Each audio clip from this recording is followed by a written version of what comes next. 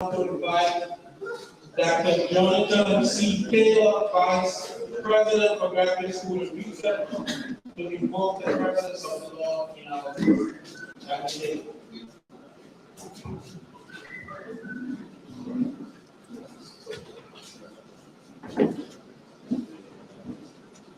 Lord,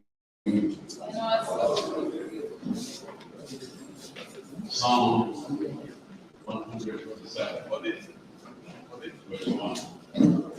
Except the Lord build his house, the labor in vain to build. Except the Lord keeps the city, the watchman wickedness, but in vain.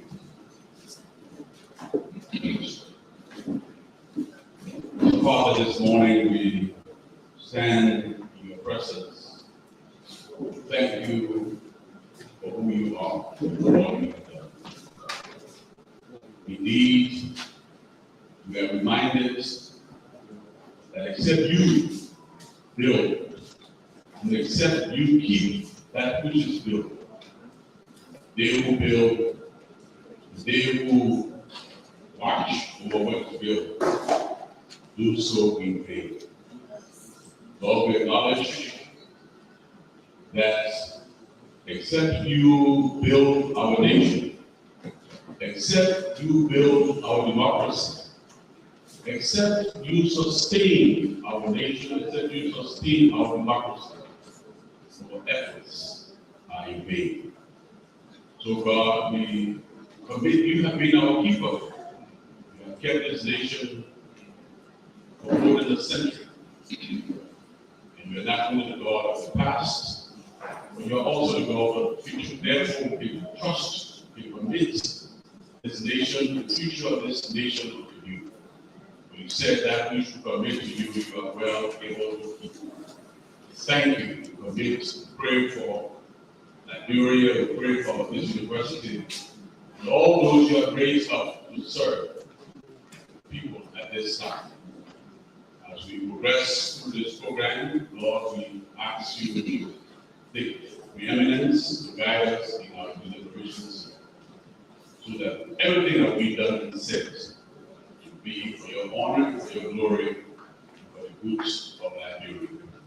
These and many other blessings we pray in the name of the Father, the Son, and the Holy Spirit. Amen. Amen.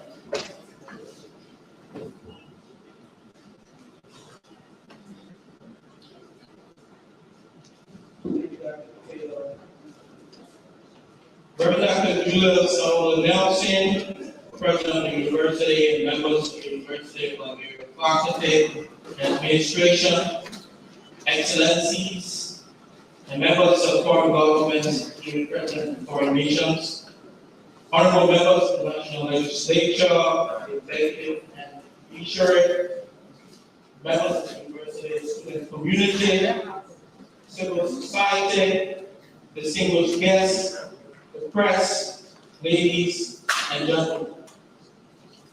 As we commemorate the 72nd Founders Day, may we celebrate and be reminded not only of those who serve as leaders and presidents of the university, of this great lost in tenebrous, light in darkness, but also those whose vision and foresight created this historic African university.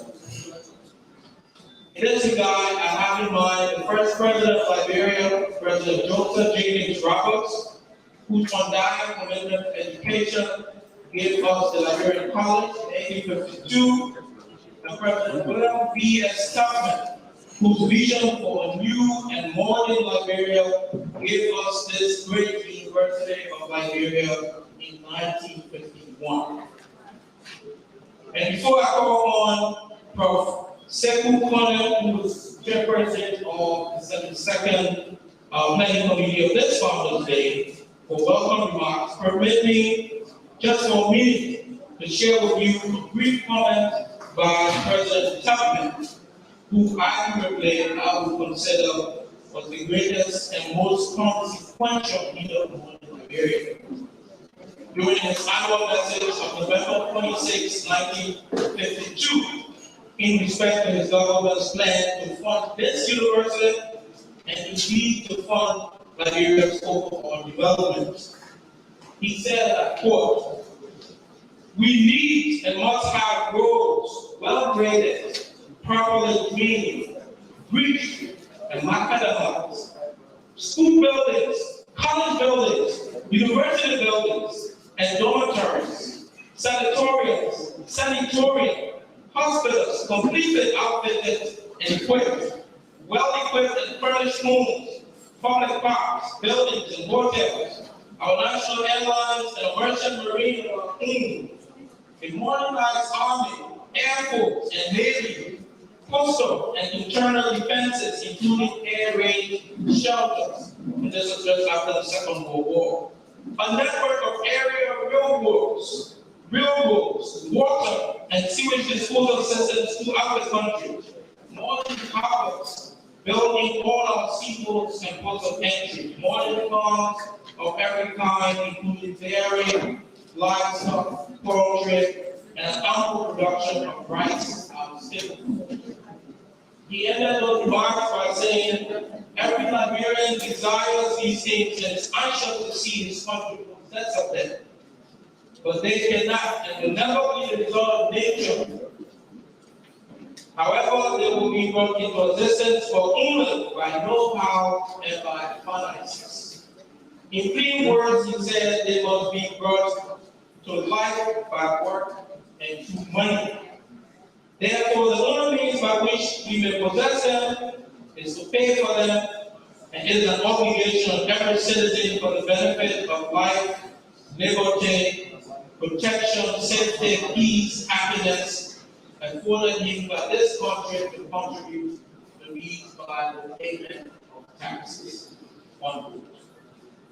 With these words, from one of the visionaries, although not the president of this university, but indeed the vision of the University of Liberia in 1951, with these words and without further ado, I now invite Professor Siku E. Conant, Chairman of Founders Day Committee for this year, who will offer welcome and introductory remarks.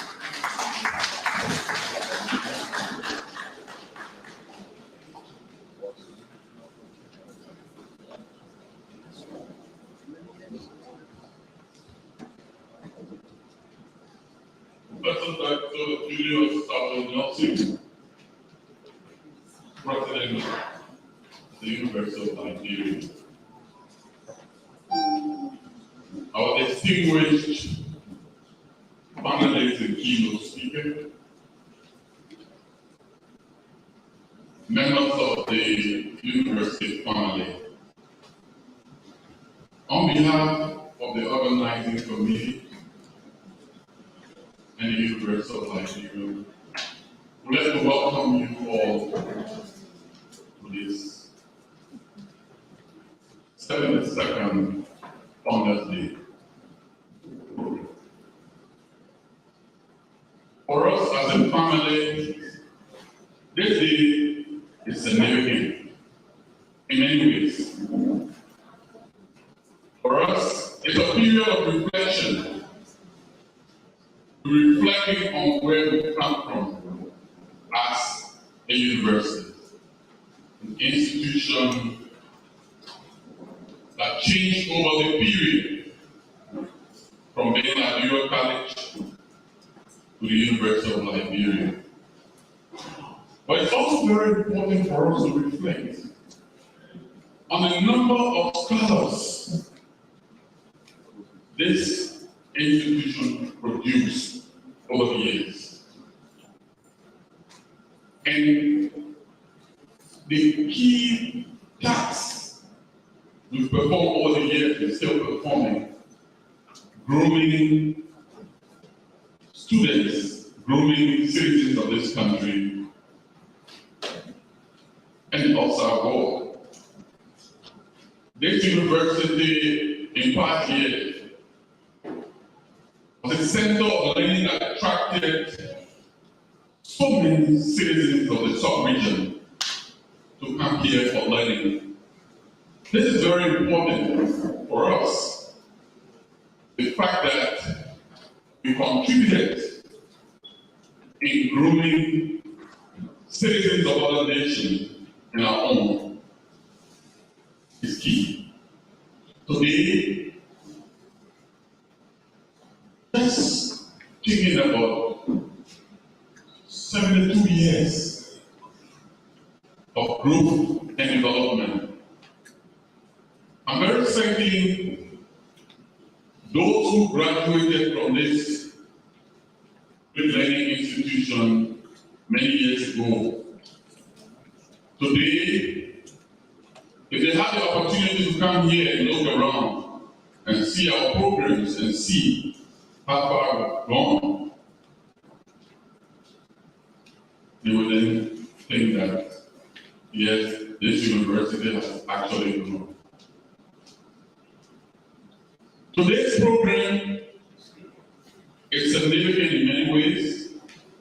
One key thing is that we want to use this program to send a message. A message, first to our students, to know that one of the ways we pass on knowledge is through intellectual discourse programs like this. We need to look at the issues, reflect, debate, intellectualize what we are talking about. That's what this university is known for. Not the negative things people talk about all the time. So on this day, I welcome all of you here. And I want to actively participate in these discussions and listen keenly, take notes, ask questions. Because our sub-region, not just Liberia, is going through trying times. Few weeks from now, we're going to be having elections in Nigeria, followed by Sierra Leone, and not to mention our own country. It means a whole lot. What lessons we can learn? What lessons we can share? Because our past, our immediate past, have shown us that only the path of peace and stability that we require. Now, no other way. So on this note, I'd like to again, on behalf of the University of Liberia, on behalf of the committee, the former day committee, welcome all of you here. Enjoy your stay and participate in this program after this. Thank you very much.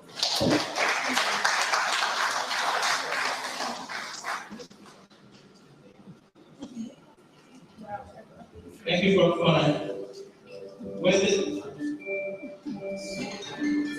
the theme sustaining governance, democracy, peace, and stability in Liberia at this point, I have the distinguished pleasure to invite to the podium the 15th President of the University of Liberia, Professor Dr. Julius J. Solo Nelson Jr. for special remarks.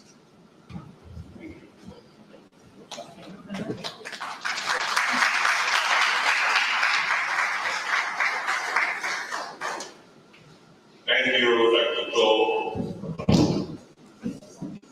Our keynote speaker for today, Your Excellencies, our friends from the U.S. and South African Embassy, our panelists, leaders of the University of Nigeria, administrators, dean, faculty, staff, and students, members of the fourth essay, distinguished ladies and gentlemen.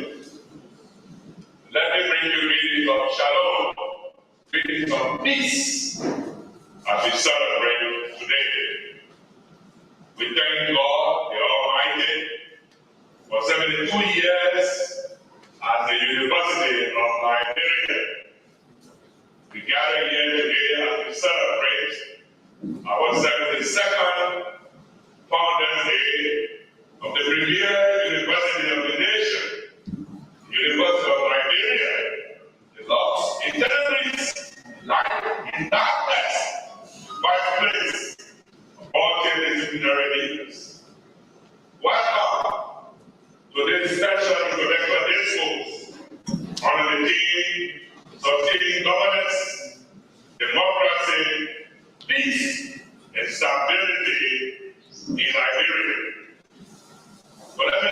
time to extend our thanks and appreciation to everyone, our administrators, the leadership and members of our faculty, our staff, our students, the Alumni Association, for your cooperation, your collaboration, and partnership as we together serve the affairs of our university.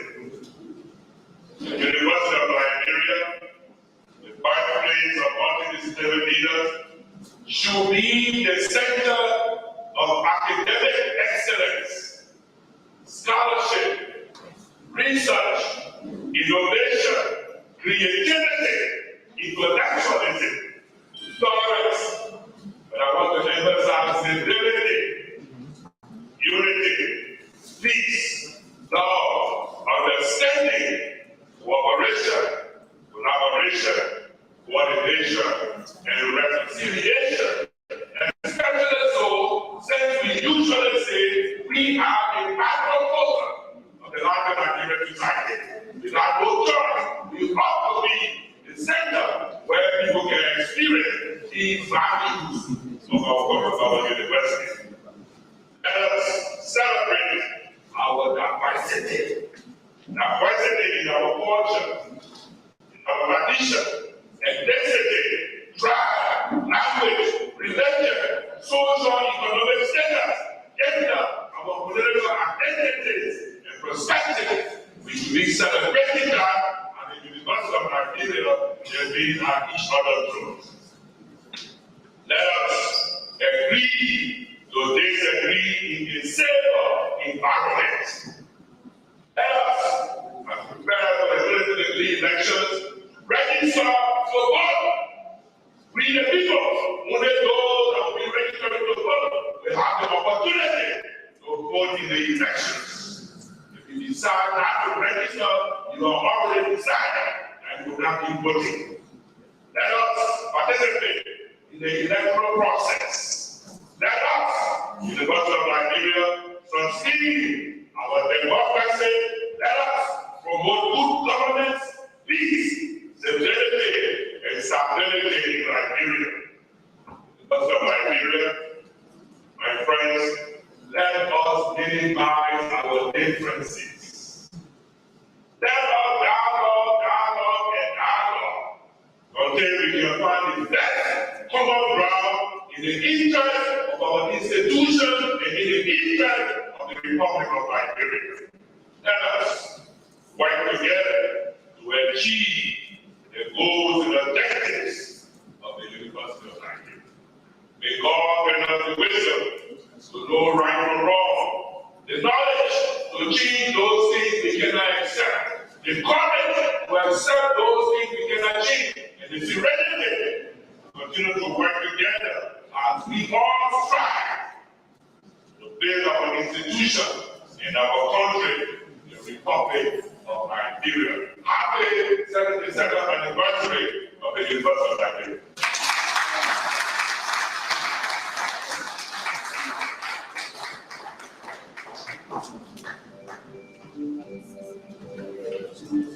I think the president of the university deserves another round of applause.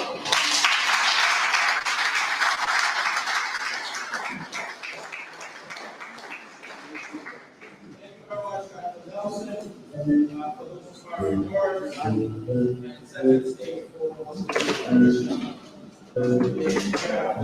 I think also we invite the president for education to be led by Anthony Prince A. Devon.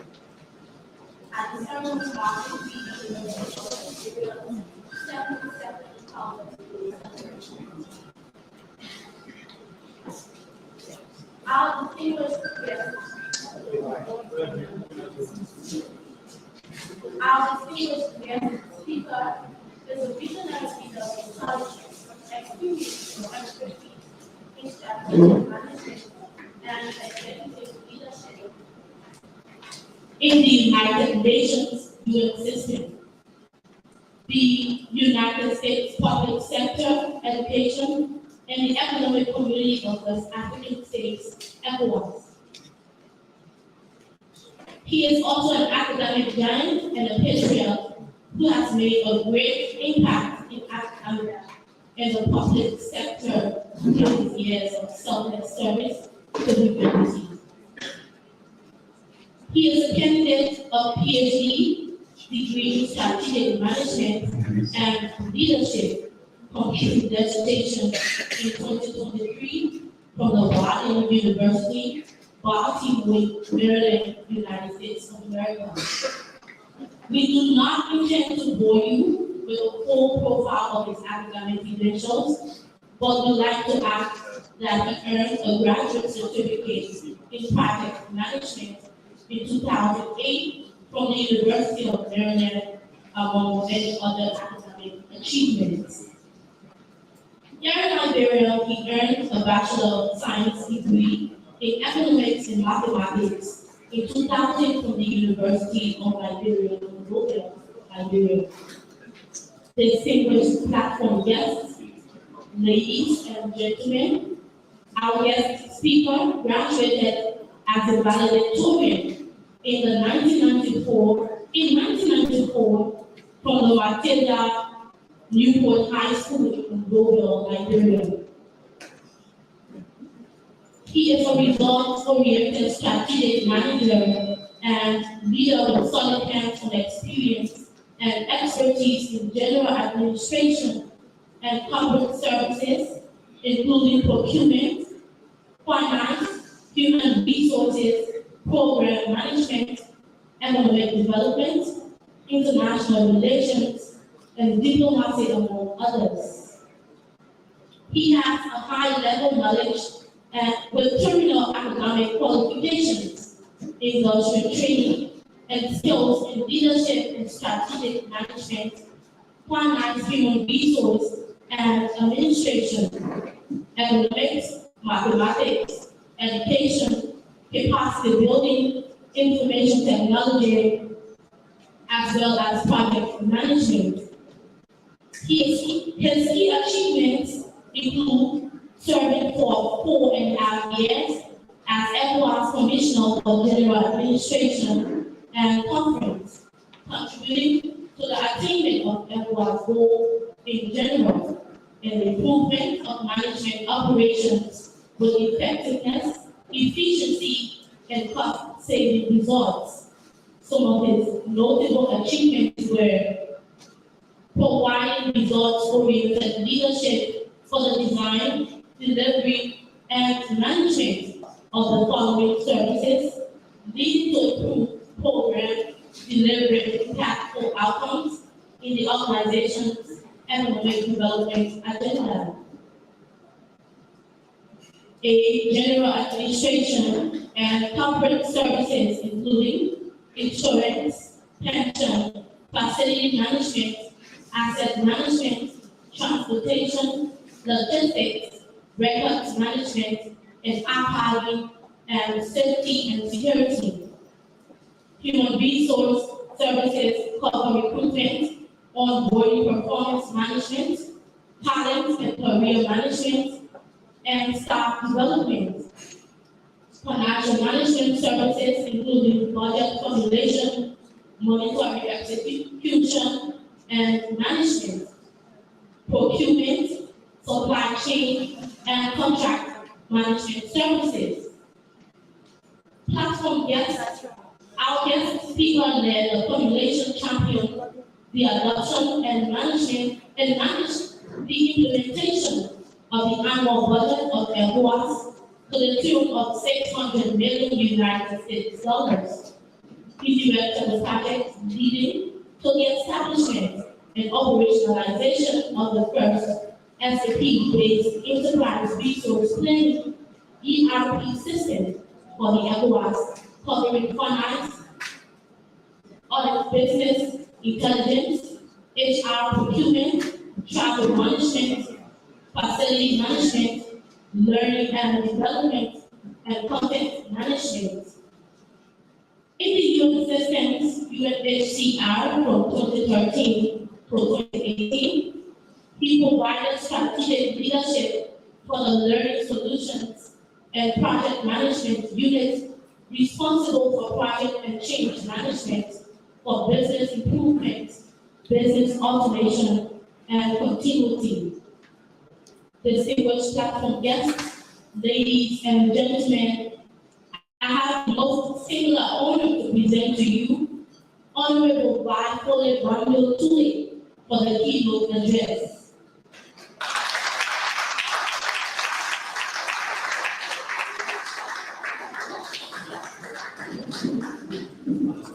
Thank you very much. Please have a seat.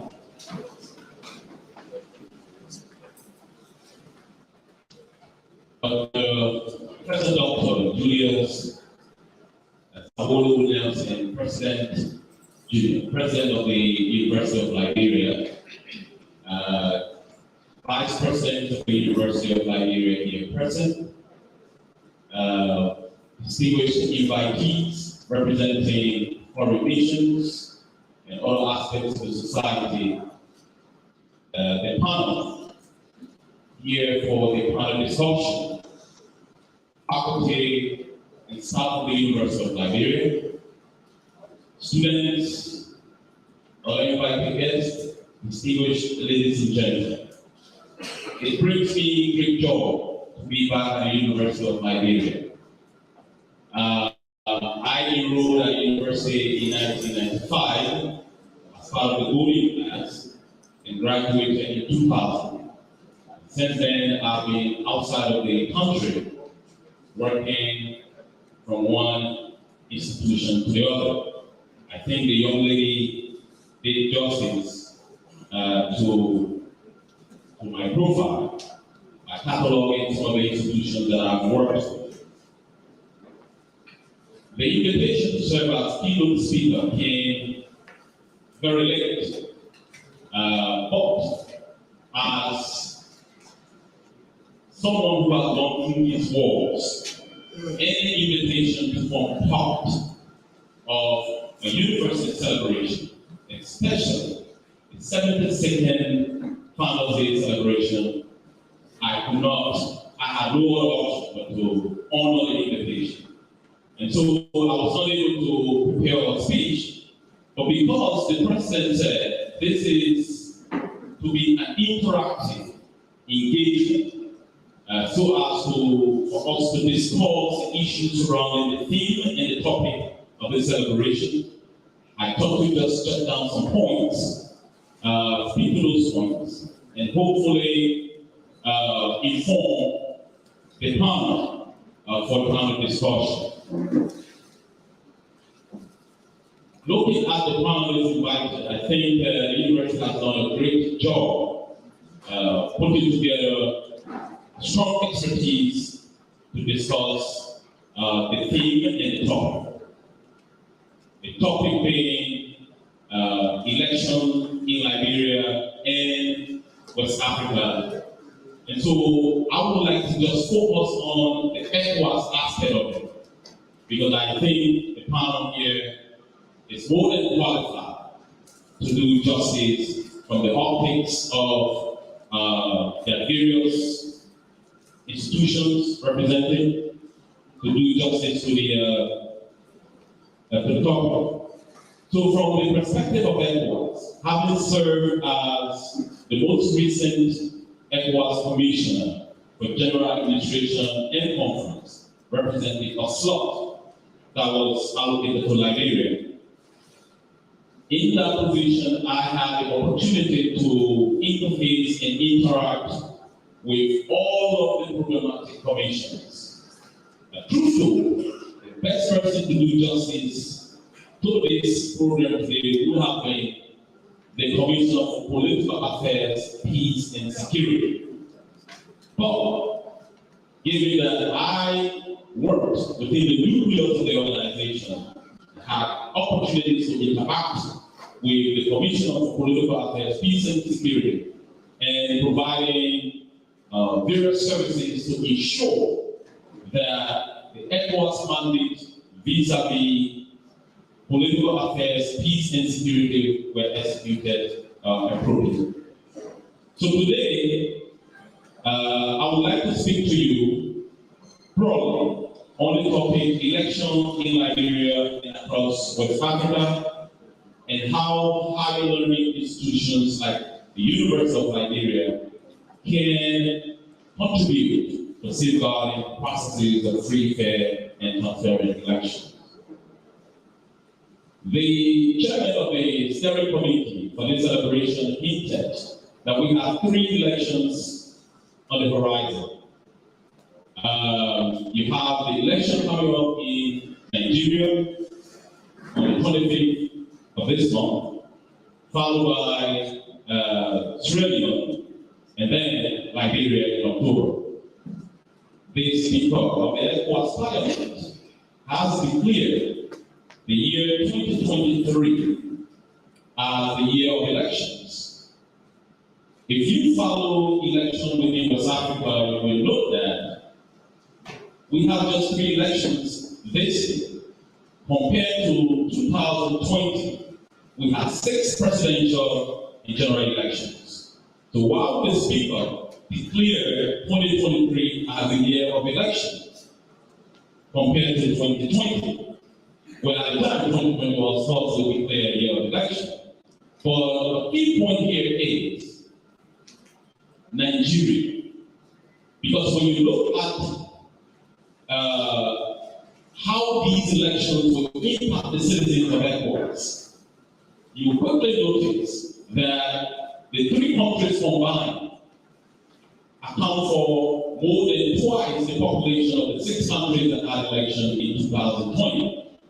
If you look at the GDP, it's pretty much the same ratio. The GDP of Nigeria, Liberia, and Sierra Leone together more than twice the GDP of the 6 countries that had election in 2020. So that is the reason why the Speaker declared 2023 as the year of election. And ECOWAS attaches strong significance to election monitoring and observation. Some of you may have had the opportunity to interact with ECOWAS election observers. In every election within West Africa, there is a full-blown project to plan and execute the ECOWAS election observation mission. But what you see as an activity of ECOWAS is underpinned by a legal framework.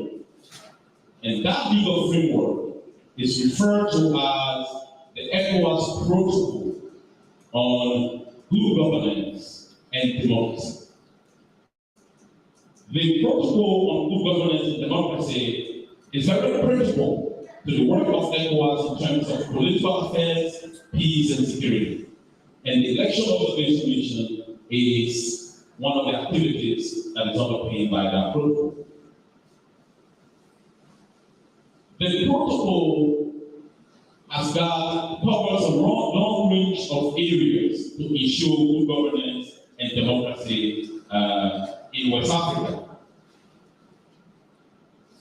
The protocol is divided into 2 chapters. The first chapter deals with sections including constitutional convergence. The work of ECOWAS is basically about convergence.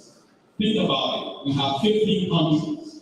So what ECOWAS does is to come up with policies, protocols that all of the 15 countries can adhere to and implement, all geared towards bringing about economic development within West Africa. So constitutional convergence of the ECOWAS protocol on good governance and democracy speaks to having in place constitutional provisions to ensure good governance and democracy. Ensure free, fair, and transparent elections. A key element of that provision that I like to highlight is the no tolerance for any form of accession politically other than that of free, fair, and transparent election. Zero tolerance. This is a very important declaration. In the protocol, ECOWAS said we have zero tolerance for who we are, or if you make constitutional or military coup d'etat, zero tolerance. Then you have a provision on election. This speaks to having appropriate election laws, honoring, setting the date for election and honoring that date, ensuring that political activities leading to election are free from intimidation, harassment, violence. And there are so many other aspects. And most of these provisions we already have because Liberia has signed on to the ECOWAS protocol on good governance and democracy. So we are already aligned with a lot of those points. Another aspect of the protocol speaks to the role of security apparatus during election, be it the military, the police, other national security actors. What role should they play before, during, and after elections? Those are spelled out. There's an aspect of poverty alleviation and promotion of social dialogue.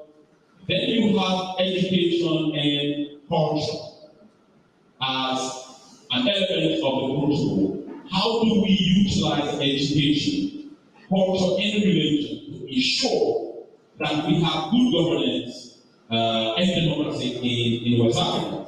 And I think what we're doing here today resonates with our provision of the protocol. This is our premier institution of higher learning, and here we're discussing sustaining governance, democracy, peace, and stability in Liberia. Then you have the rule of law, human rights, good governance, women, participation in election, and all of that. Chapter 2 of the ECOWAS protocol deals with the implementation of the protocol. So here the protocol lays out all the things that member states of ECOWAS need to do to ensure that we have good governance, that we have democracy.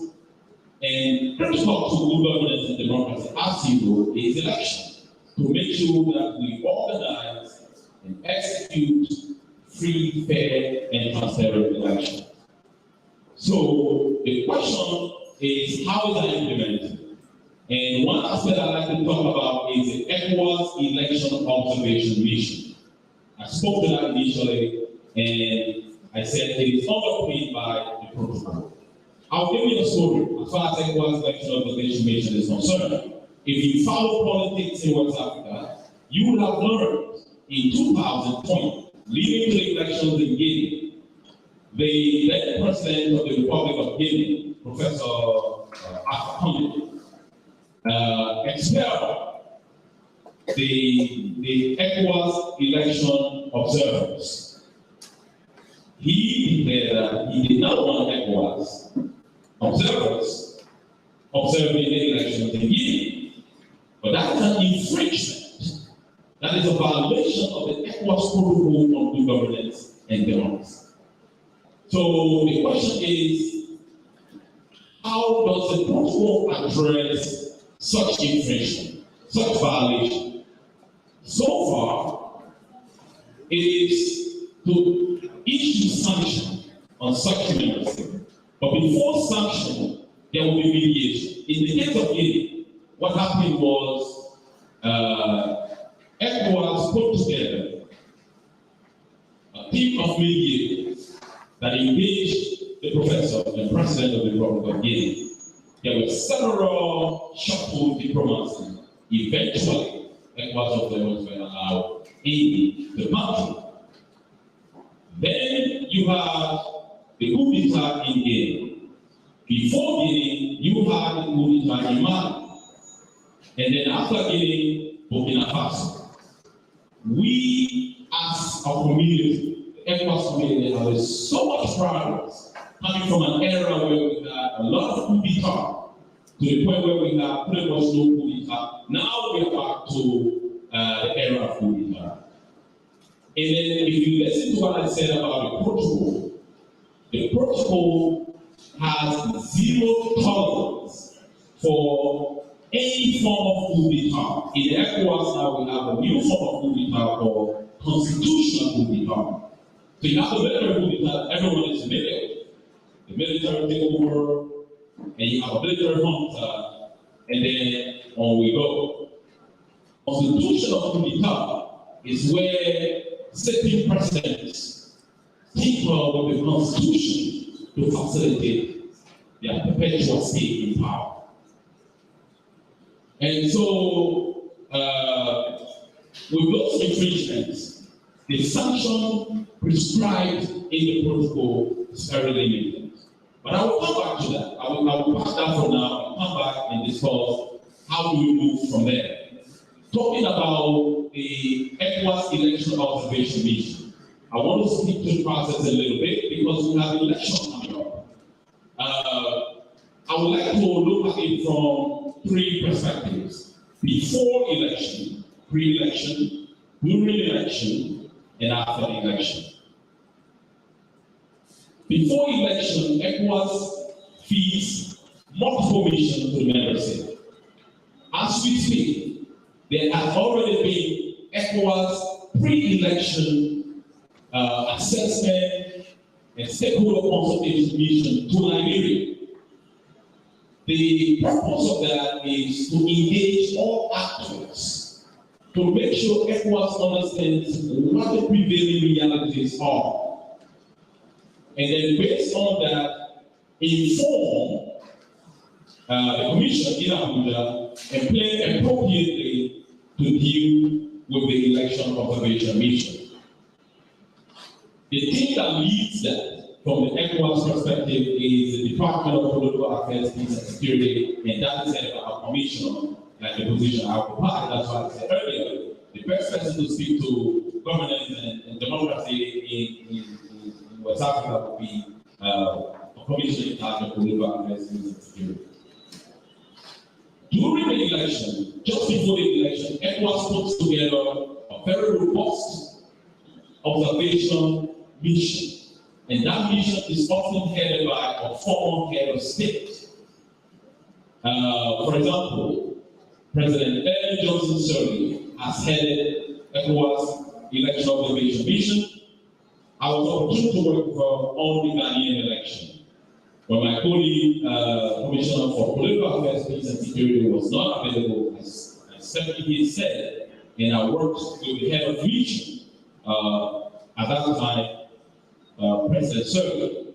The late Dr. Emma Sawyer also headed several ECOWAS election observation missions. So the head, as I said, is often a former head of state or prime minister, because the idea is to give the mission of the level of representation needed, because you are going to be engaging with candidates, including in most instances an incumbent candidate that is up for re-election. So we need to make sure the representation is appropriate. A couple of days to the election, the mission is deployed to the country. And sometimes there are veteran election observers, sometimes there are new election observers. A day or two is spent to make sure everybody is on the same page, and then the observers are deployed throughout the country. They are collecting data, information, they are interviewing voters, stakeholders of the election. Towards the end of the first day of the election, all reports are compiled. And basically, the ECOWAS election observation mission is looking to establish if the election is free, fair, and transparent. Let us face it, it is not an easy task because the institution has to make a declaration. Yet, you think about Liberia, for example, I would estimate maybe at most 200 observers. That's quite a lot. But still, you will not be able to be present everywhere within the country. So that imposes serious pressure. But the secretariat that supports the election observation mission is composed of very experienced election officers and election managers, and most of the time they get it right. So towards the end of the first day, holding all things constant, the election observation mission comes up with a provisional declaration on the election. provisional to say, based on what we have seen so far, elections are being conducted, relatively free, fair, and transparent manner. If there are issues, we don't have that quite a lot, but the ECOWAS Observer Mission will make that declaration. So from provisional, we go to final declaration. It is important to know that when it comes to election within West Africa, ECOWAS leads. Even the United Nations, our own partners like the United Nations, the European Union, the African Union, they all follow ECOWAS's lead. And that declaration is a joint declaration. The bulk of the work is done by ECOWAS, but supported by the AU, the EU, and other United Nations and other partners. And that declaration is a joint declaration. So going back to infringements, violations of the ECOWAS protocol on good governance and democracy. When the coup d'etat happened in Mali, if you follow, ECOWAS came up with a sanction. And so far, the most stringent sanction is to suspend the country from participating in ECOWAS activities. That is the most stringent sanction that we issue. It's the same sanction issued to Mali, to Guinea, and more recently to Burkina Faso. You see the wave of coup d'etat. Like I said, both constitutional coup d'etat and military coup d'etat. To get us to the point where potential coup makers are discouraged, we need to ensure that the protocol is strengthened as far as penalties are concerned. But the protocol is enacted by heads of states representing each member state. Since 2002, when the current protocol was put in place, there has been several recommendations to improve the protocol on governance and democracy. Needless to say, we have not been able to accomplish that. ECOWAS makes decisions based on consensus. It is not majority vote. You have 15 countries, everyone needs to agree for a decision to be taken. So here you have a situation. You want to insert in the protocol, the current protocol, to say, if you were to amend the Constitution to create space for you as a sitting president to have multiple chances at running for president, you need the sitting president to sign on to that. And so that has been the case. In Togo, the president of Togo, the government of Togo amended the Constitution. And today, as that Constitution stands, the current president can run for president as long as he chooses. Yet you want him to endorse a provision that prohibits that. So the decision-making mechanism in ECOWAS, which is based on consensus, can be a very good thing. And it has been many good things coming from decisions based on consensus, but it can also be a challenge. And one big point that is troubling ECOWAS today is the amendment of the protocol on good governance and democracy. And as far as that protocol is concerned, the aspect that has to do with zero tolerance for any form of coup d'etat, be it military or constitutional, and anyone violating that, what sanction or what punishment should be meted against them? That is a critical bottleneck in the decision making of ECOWAS today. So I hope the panel can think about that in their deliberation. Talking about the topic today, how higher learning institutions like the University of Liberia can safeguard the processes leading to free, fair, and transparent elections. I think the president, in his remark, made the point that the university needs to create a space for exchange of ideas, for debate to occur, for there to be an continuous intellectual discourse, to debate issues. So I would say the first thing the university has to do is make sure that enabling environment exists, that actors in election can view the university as neutral and objective, and can come to the university and engage in debates freely without any fear or favor. So I think that's important. The other aspect is how can the University of Liberia work with ECOWAS as far as this protocol on good governance and democracy is concerned. You have ECOWAS election observers coming into the country. How can the University of Liberia form part of it? You may have your own plan as to how you want to participate, but that could be a consideration. ECOWAS represent all of the 50 countries. We have lawmakers that represent us in the ECOWAS Parliament. We have an ECOWAS national office here. We have the office of the special representative of ECOWAS for Liberia also here. And so engaging with them to see how the university can partner with ECOWAS, I think will be one way to move forward. The university will also have to champion the protocol on good governance and democracy. Publicize it. The one thing I noticed serving in ECOWAS was that Liberians don't know much about the organization ECOWAS. I mean, we remember, we appreciate the intervention of ECOWAS that took care of the hostility we had, eventually led to peace and stability.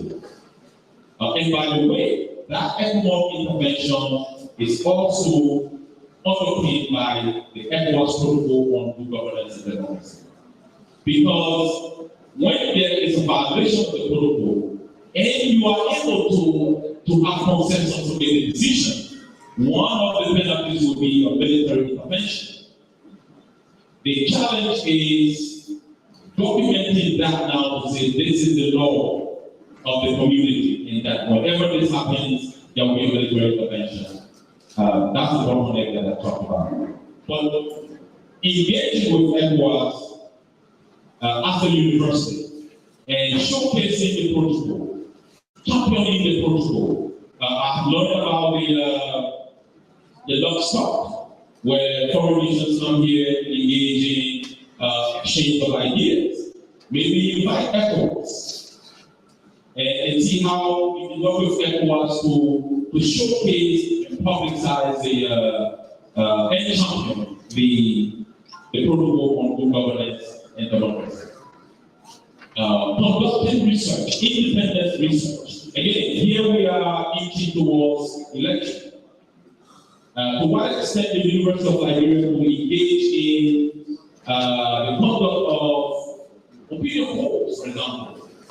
Once it's established that there's a neutrality, there's the objectivity, here universities are based on research and conducting research to find out the trend as far as the politics going into the election is concerned. I think is another way the university would have value.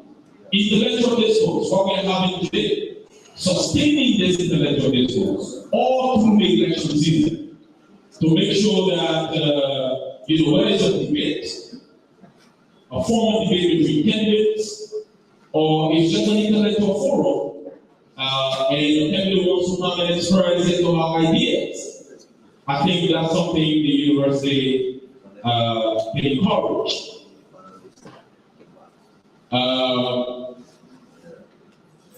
I was reading an article recently, And the article was published in the Journal of Development Studies. And it says, independent experts who advocate for fair election should be acclaimed. Because if they are acclaimed, buying them becomes a very expensive undertaking by rulers. How does that resonate with the Liberian public? Maybe a point for the panel to consider.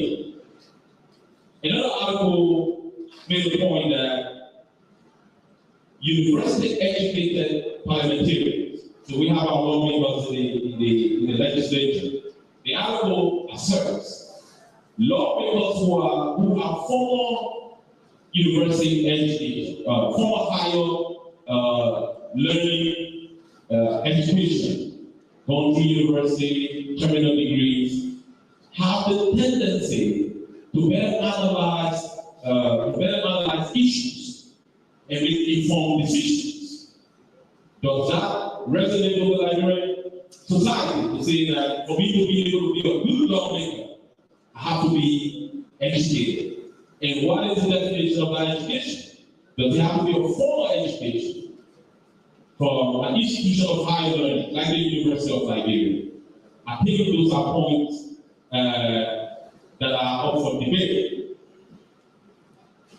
So coming back to the theme, which is preserving governance, democracy, peace and stability in Liberia and West Africa, for that matter. ECOWAS's work is all about working with member states to make sure the right things are done. When the election observers come in, they operate within the space provided by the host government. That is why in the case of Guinea, initially the observers were kicked out. And then as a result of back and forth diplomacy, the observers were allowed to come in. And the protocol on good governance has been proposed several times for amendment. We're not there yet because of the conflict of interest. You see, in Cote d'Ivoire, there was a constitutional change that facilitated a third run for the president. And immediately after that, you have coup in Guinea. So the protocol needs to be strengthened to make sure that the zero tolerance that is highlighted in the protocol means something, and the member states are able to take decisions to execute the protocol. On this note, Mr. President, and the organizers of this celebration, I would like to challenge the panel to critically analyze the issues surrounding elections in Liberia, in West Africa, and maybe to draw some inspiration on some of the points that are highlighted specifically the issue on the ECOWAS protocol on good governance and democracy, where it has worked. We've had ECOWAS intervention leading to peace in Liberia, in Sierra Leone, in the Ivory Coast. Where it hasn't worked, there have been changes to the constitution to allow presidents to run multiple times, and then the military said, well, constitutional coup has the same effect as a military coup. How do we solve that problem? From the perspective of ECOWAS, is a million-dollar question that the organization is grappling with. So I hope the panel can draw some inspiration from that and have an open, critical discussion to do justice to the theme and the topic. Once again, I'm very happy to be here to form part of the program, and thank you very much for the invitation.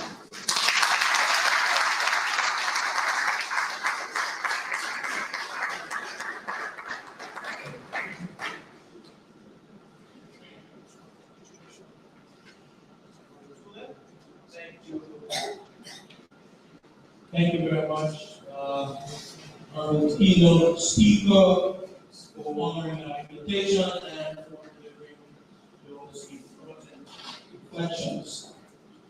At this point, we have arrived at the moment of our panel discussion.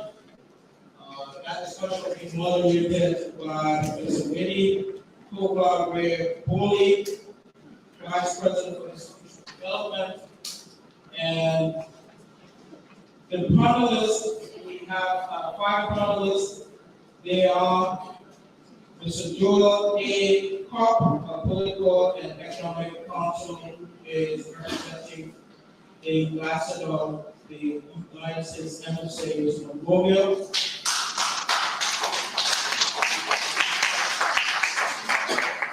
His Excellency Ambassador Professor Ikwa Jafai, who is also the ambassador of the Republic of South Africa to Monrovia.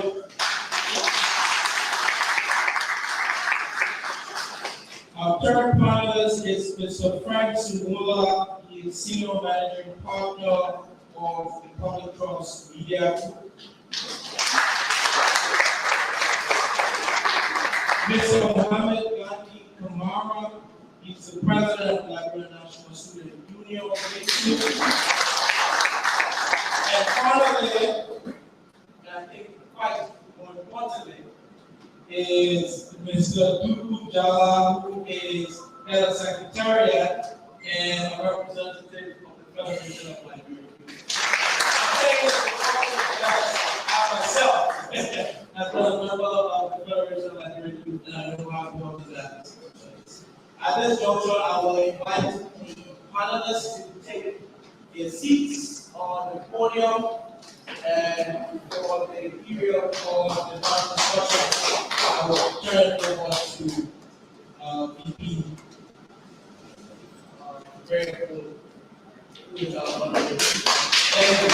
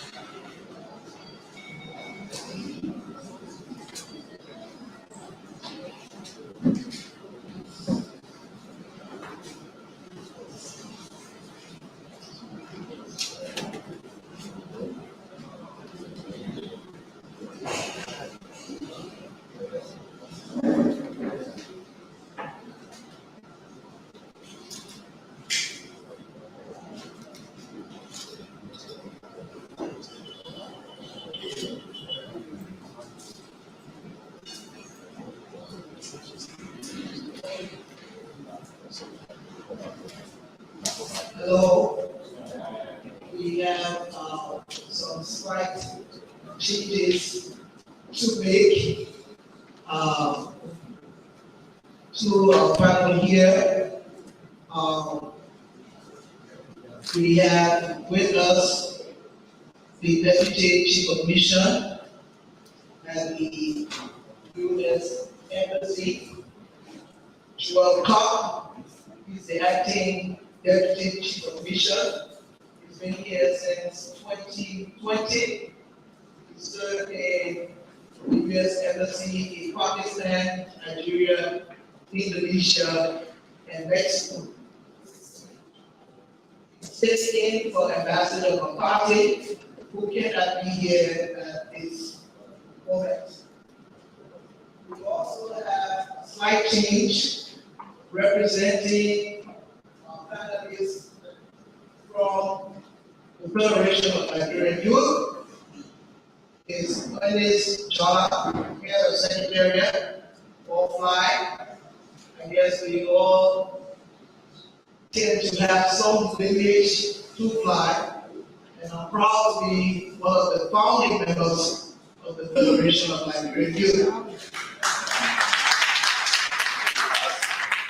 Also is James Washington, a senior student here at the University of Liberia, studying agronomy and soil science at the Auditorium College of Agriculture and Forestry. He's also served as former Deputy Secretary General for Press, Research, and Rehabilitation at the Nigerian National Students' Union. So we've got a lot of people here from the University of Liberia. That should make the panel discussion a little bit more interesting. We have one of our own again, alumnus, Frank Angola, who is a very distinguished media personality. He's worked with the West African Democracy Radio in Senegal, serving as head of the English department. He's gone through the ranks and files and has formally set up a radio and public trust media group, which he heads in Liberia. He's worked also as a trainer for the Voice of America. Again, something I can relate to because I served as a trainer one time for VOA and worked sometime with the African Service of the Voice of America. Our other distinguished personalities that are strangers to us because he is a professor, has full professorship at the University of South Africa.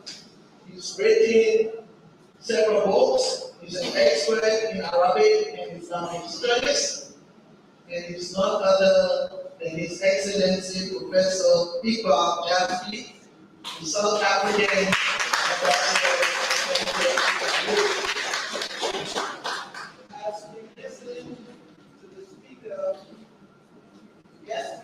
on talking to mind, how can the University of Liberia help sustain governance, democracy, peace, and stability in Liberia? And how can our panelists look at us based on their own experiences here in Liberia, the roles they play, sometimes the comments they make, and how we internalize them, and how we go about working to sustain peace and democracy and stability in the Republic of Liberia, especially going forward to elections. We will have 10 minutes for each panelist. If it can be shorter, we'll be grateful because we like to have an opportunity for interaction. And this is our day. This is our anniversary, and we'd like to get the most of it. So we'll just start off with the first panelist, the Deputy Chief of Mission, Mr. Bob. We'll let you have the floor for 10 minutes.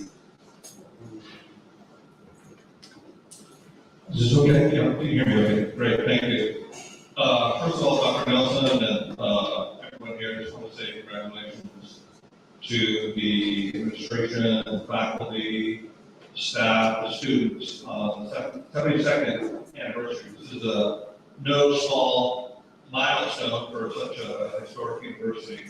And it's an honor to be here to help you acknowledge and celebrate that. Realize we are a small part of a broader program, but I think it's worth noting. We have, by we and the U.S. government and the U.S. Embassy has been a partner in many ways in the University Library over the years. I know through USAID, we currently have at least 2 programs going on. One, I think, is for teacher education. One is for conservation, setting up a center of excellence for conservation and biodiversity. There have been other programs in the past supporting engineering and that sort of thing. So it's been a long and productive relationship for this year. So again, glad to be here. Glad to be a participant. With respect to the question, how does the university participate? So I guess I could start by just referring to some of the history that the United States has with universities and participation in politics. Many of you are probably aware that there has been a strong tradition in the United States of campus-driven reform in the political democratic process. A lot of the reforms and improvements that have come and the strengthening of American democracy have been either initiated by or supported by activism and activists at the student level, at the university level. That, I think, was particularly true in the 1960s and 70s, but also even in the 50s when the University Library was getting started. I think there was already a tradition of campus-driven reforms and emphasis on equal rights, for instance, and voting access, and strengthening of our democratic institutions, challenging some of the racism of the day, and some of the ways that I guess what we would call politically incorrect thinking at the time was actually going to lead us into a better future. So it's important to be politically incorrect sometimes. Another way I think that the university and students in particular can help with the process is, as some of our speakers have already noted, is to vote. And that means to register to vote. I think Dr. Nelson already said, if you don't register, you don't vote. And I think it's important to encourage, as a student body, to encourage faith in and participation in the democratic process, and not to walk away for it, or to pursue other means of acquisition of leadership. I think it's a genuine commitment to the process, to strengthening the process, to strengthening the future of Liberia, to register to vote, to go through the process. I know biometric voter registration is a big issue. I don't expect it'll be perfect, but I expect it'll function well, and I think so supporting that process rather than paying attention to misinformation or disinformation, and encouraging others to take the process seriously. And also when students or other young voters, when they see regulations being violated or misbehavior, to actually point that out to the NEC and hold that actors accountable. I think that's a really important role. The university is raising the next generation of leaders of this country, and I think instilling a sense of civic duty, I think is a really noble goal for any university to have that sense of, as our former president, John F. Kennedy, said, to ask not what your country can do for you, but what you can do for your country. And in an election period, that's a particularly apt statement. Some of you, many of you, as in any country, may be disappointed with what your country has done for you. But the question should be, what can I do for the future of my country to support it, to make it a better future, so that my generation, the generation that comes after me, will enjoy a freer, more prosperous, a better universe. A better country. So those are some ideas. I think I'll stop talking there. Probably use my 10 minutes, but thank you. Thank you very much. Will now pass the mic over to Professor, His Excellency, scholar, author, educator, the person that gave us some principles. Thank you. Thank you, Excellency President. Thank you to Professor Felix Nelson, the university and student leadership here, and my fellow panelists in the hall here present. I think it's always a delight to be in an academic environment, and more so at this occasion, a very historic 72nd Founders Day celebration occasion. And it's special also in the context that many of our struggle heroes, our scholars from South Africa spent time here at the University of Auditorium.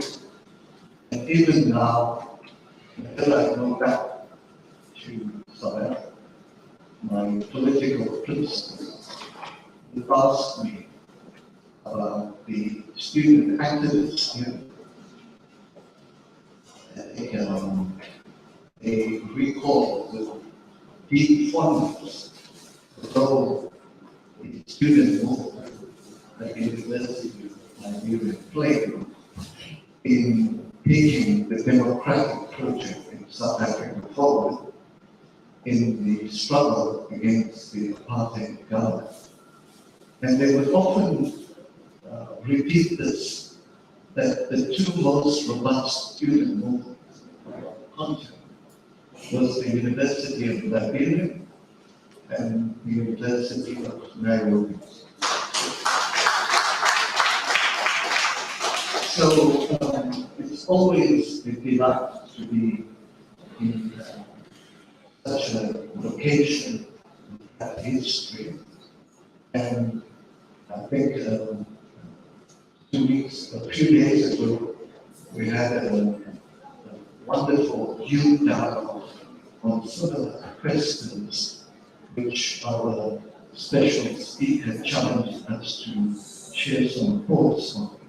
I'm going to try to explore some avenues as to how we take forward that true question you've asked us, the role universities can play in advancing the project of governance, democracy, and stability.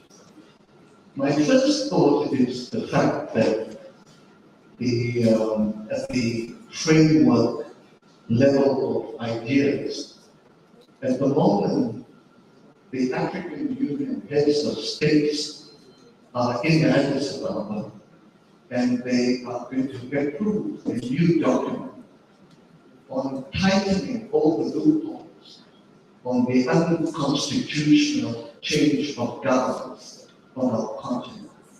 So this is a good advance on the legal framework within our continent.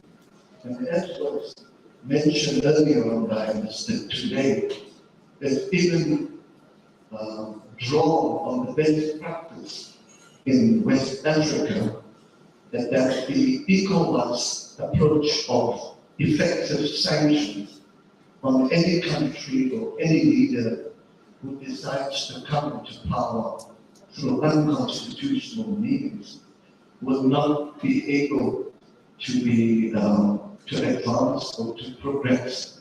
And that approach of ECOWAS has survived, and our task here in universities and the broader policy communities will be to how to implement that and how to take that forward.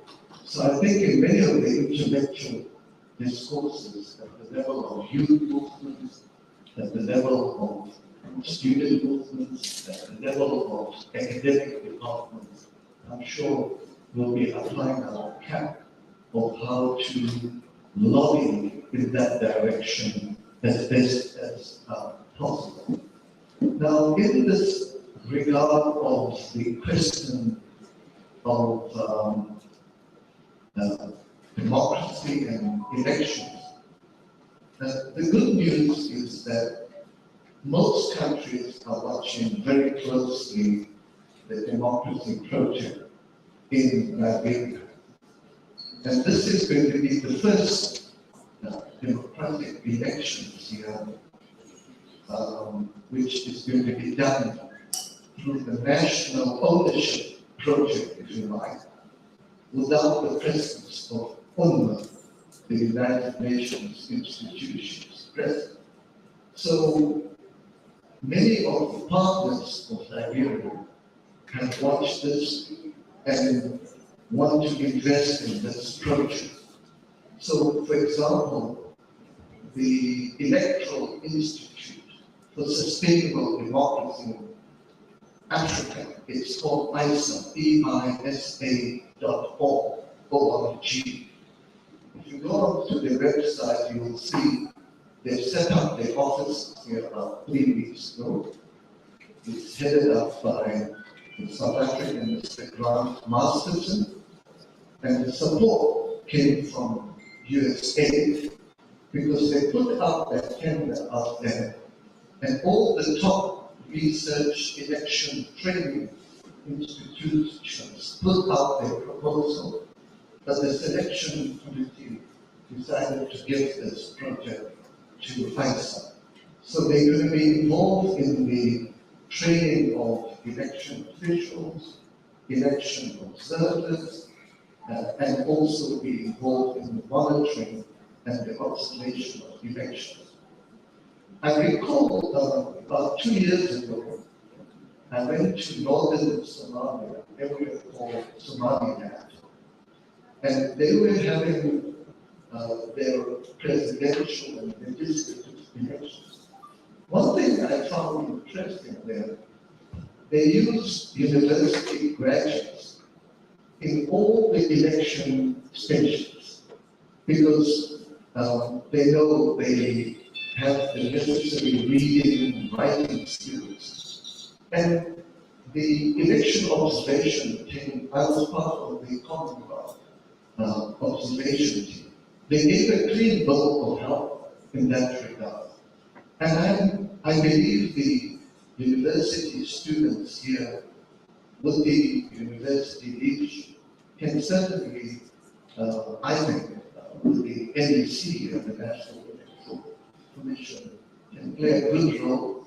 And I'm sure the Electoral Institute for Sustainable Democracy in Africa will be also open to working with the researchers here in the departments here and come up with an accredited peer-reviewed journal article as well, because they have a peer-reviewed accredited journal, ISA.org, and in many countries, when, for example, researchers from ISA and researchers from the University of Liberia will publish the article, they get a healthy pool of money which could be used for further research on elections, democracy, and even the graduate students at the university will also get involved in such a project. So I believe that's one avenue of forward implementation in many of the ideas which were mentioned by Mr. Trey earlier. And you have a very robust democratic spirit here on the university. You can see the level of debate, the level of discussion, the checks and balances. And we all were students. I remember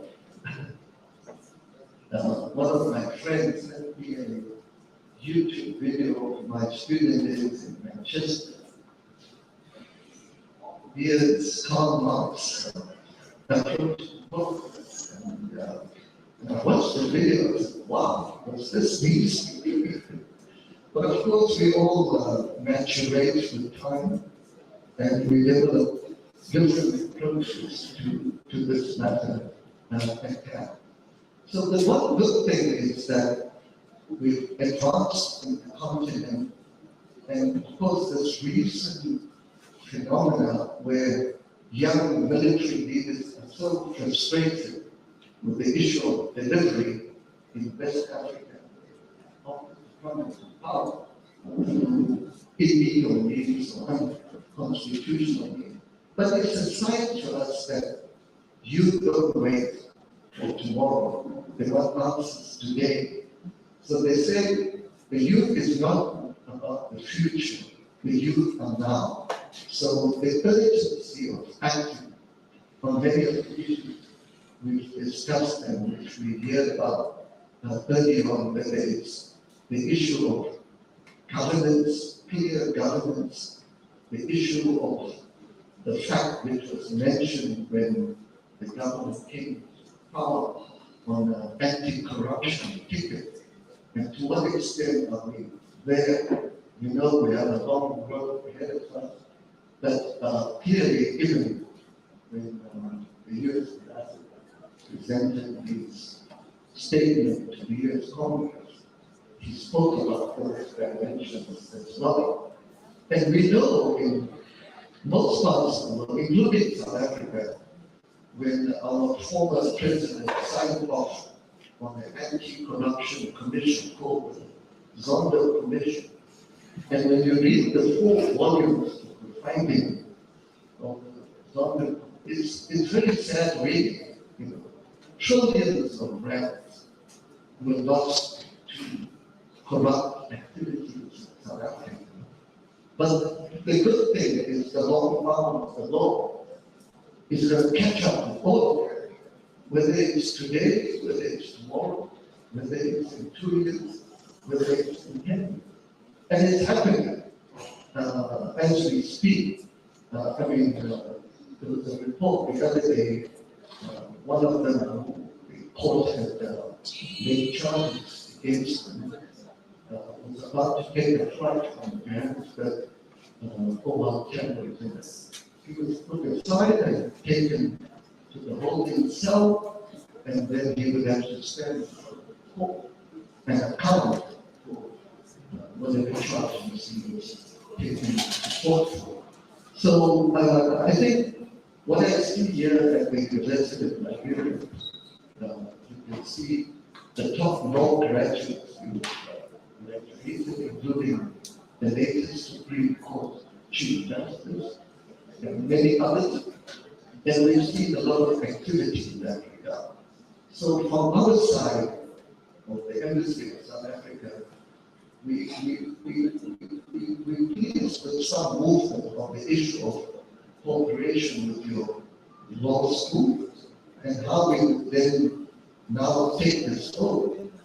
And I know the feedback I got from our law professors when 26 of your law students, plus the medical and pharmaceutical students, went to South Africa. They were very pleased and they want to take that further forward.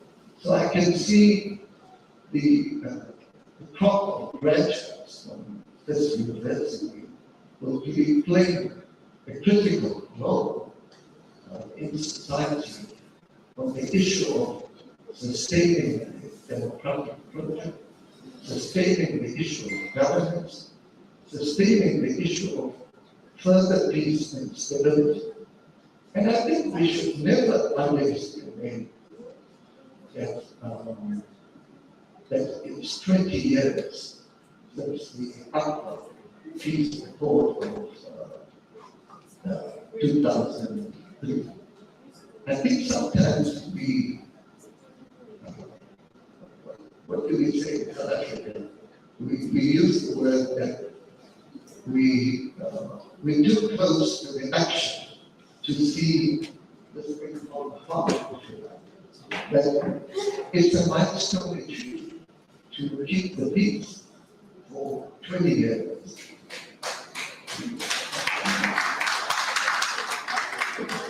In a country which went through a ghastly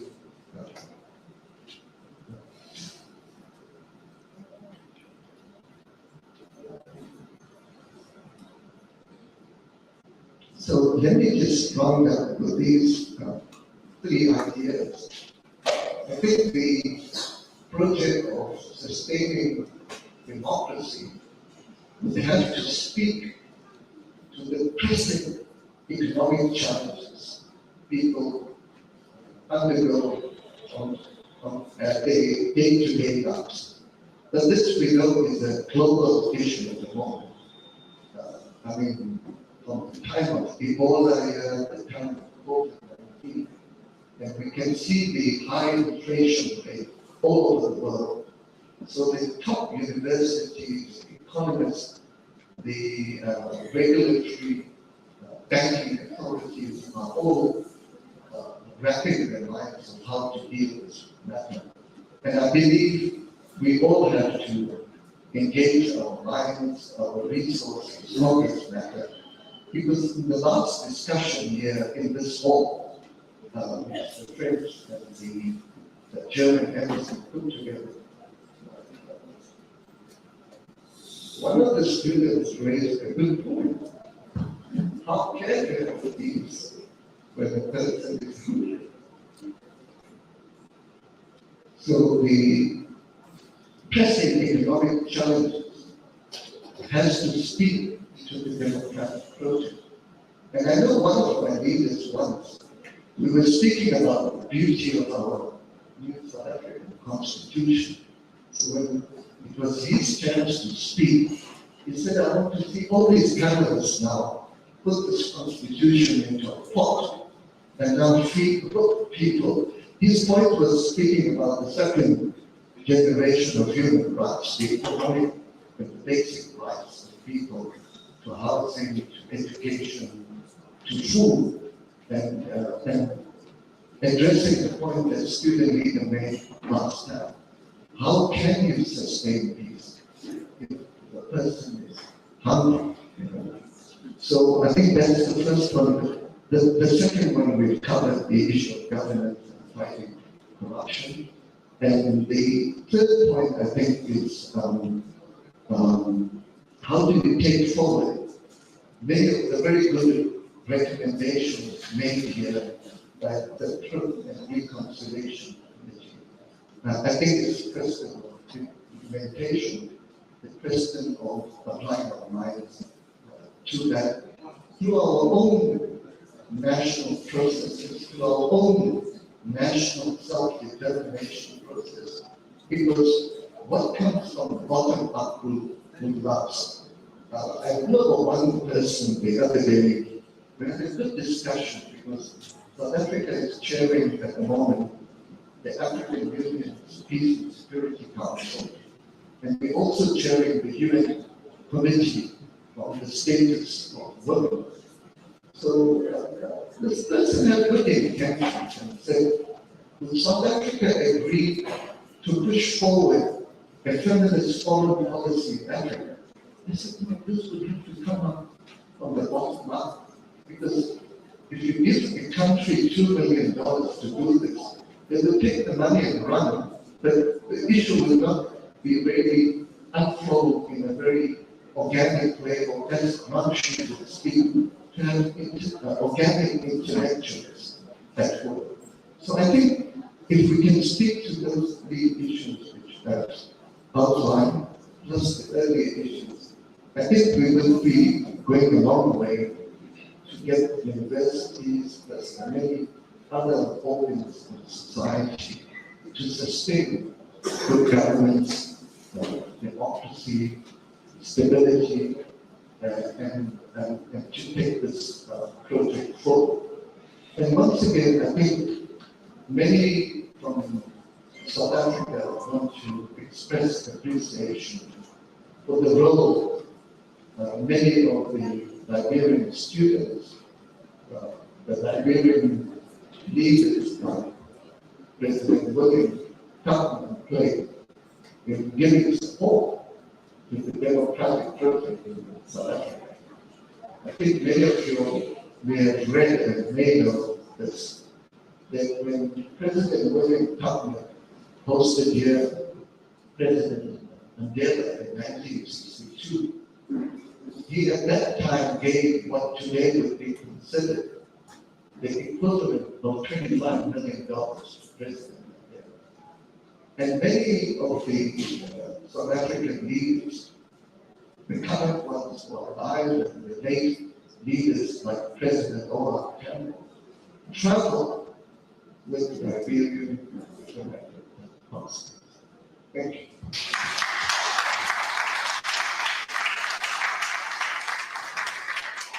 Thank you, Excellency.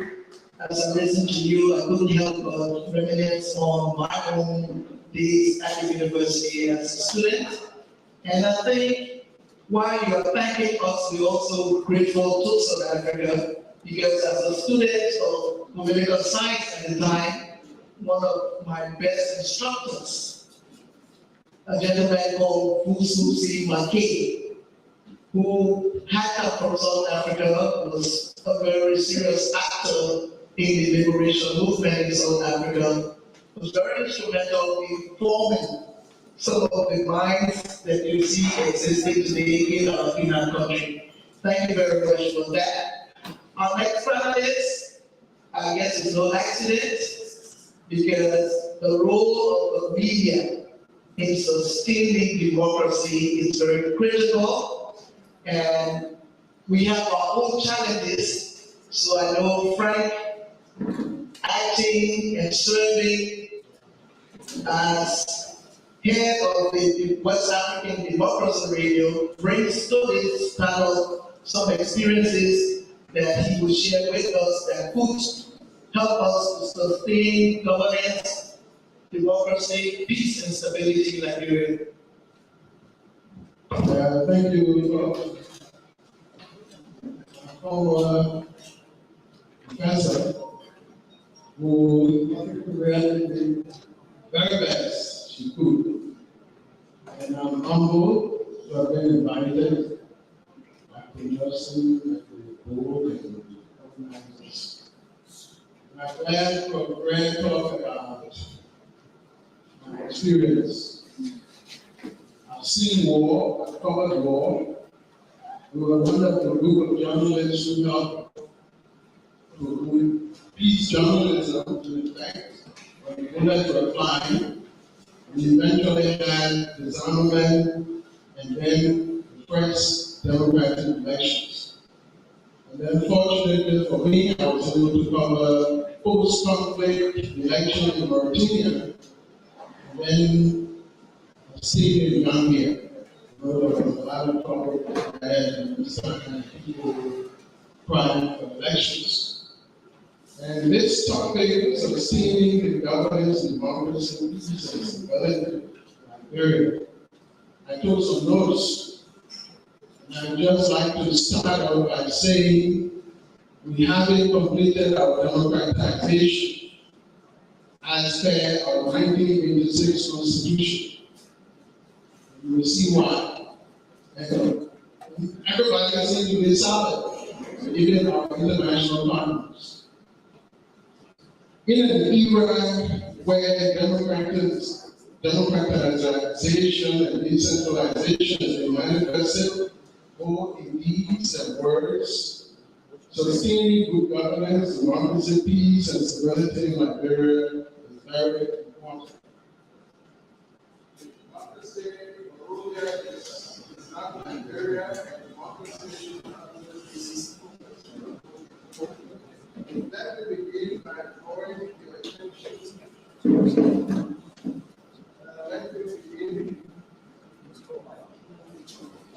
Let me begin by drawing your attention to a February 2018 study by the International Peace Institute titled "The Role of Local Governance in Sustaining Peace." quote, the joint resolution sustaining peace filed by the UN Security Council and the UN General Assembly suggests that sustaining peace should be broadly understood as a goal and a process to build a common vision of a society, ensuring that the needs of all segments of the population are taken into account. Unquote. More specifically, they also identify good governance as integral to the promotion of sustaining peace. Why am I quoting this? This report talks about how good local governance can contribute to sustaining peace. Why I said the democratization of process that might be completed after the election. Article 53A, B of the Liberian Constitution, 56 exactly says, and I quote, there shall be election of paramount, clan, and townships by the registered voters in their respective localities to serve for a term of 6 years. They may be re-elected and may be removed only by the president for proved misconduct. The legislature shall enact laws to provide for their qualification as may be required. For too long, the adage, Monrovia is not Liberia, has been talked about. I think since our 1986 Constitution came into being, it was only after the first post-war election, I can remember that literally we got covered. Former President Taylor and I managed to organize, I think, 2 or 3 chieftaincy elections. But we remain silent. I listen to people talk about violation of the Constitution. Nobody seems to be talking about that. And that has led to our democratization process not being completed. Then the issue of checks and balances. Peace is not the absence of war. Election is not democracy. Election by itself. Impunity continues sustaining the democracy in terms of, I think the ambassador made some reference to that. Stopping immunity, corruption, and making the government function. Because we have a Republican form of government, 3 equal coordinated branches of government, where one will checkmate the other. Do we have a system in place, or are we building the system? I would say largely no. Because we seem to have a history of just setting up the structures, but not wanting them to work. I give you a classic example of the problem they faced by the LSCC. The kids went to court concerning that, and then you heard what the court said. The institution, statutory institution to look into this case, which is the Ombudsman office, has never been set up since the Code of Conduct, National Code of Conduct. We invested huge amounts of money into that Code of Conduct. I think you see today it's not being implemented. Those institutions, the structure is there, the system is not working. Lastly, sustaining democracy will require putting an end to impunity. If we fail to do that, in fact, our peace ratings, even by the UN, I don't know whether that has been changed since the end of the Civil War, 2003. We continue to remain, our peace continue to remain, quote unquote, fragile. Why is it fragile? Because there are underlying factors. What the former UN Special Representative, I think was Ingrid, talked about the fault lines. The fault lines haven't been addressed. what led us into conflict and war. If you look at the TRC report from 2010, it identified 3 4 key issues.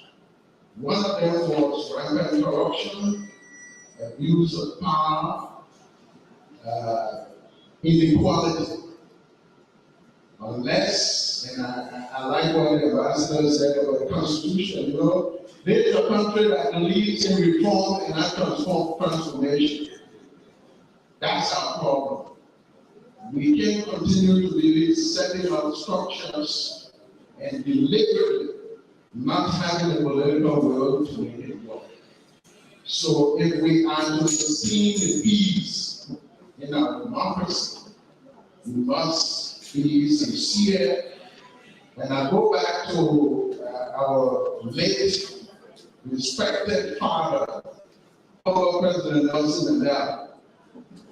South Africa would not have been experiencing the level of peace they have today if there was, number one, no remorse, no forgiveness, and no reconciliation.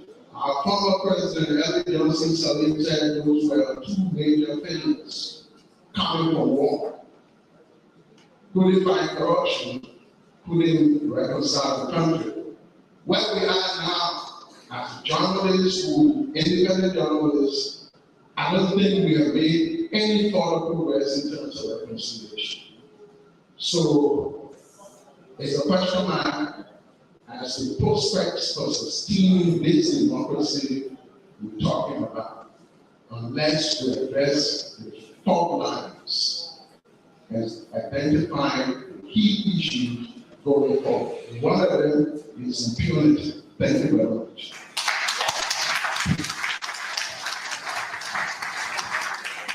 Thank you, Frank. We didn't keep our number of panelists for last because we think they do not have too much to offer. We kept them for last because we know the future of this country rests on them. Their views are important to us, and they make up over 70% of our population. That said, we'd like to start off with our legislative representative in the person of James Washington, and we'll be very anxious to hear from the student population.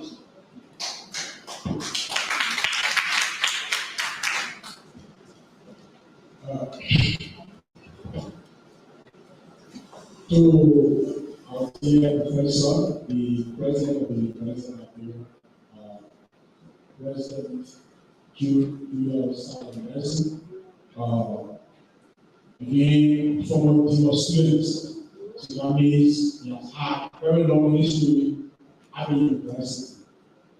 So, to start with, since the fact we talk about the 4 days of the university, I will begin by at least asking the crowd or the audience to join me on our side in memory of those who struggle with this university where it is today.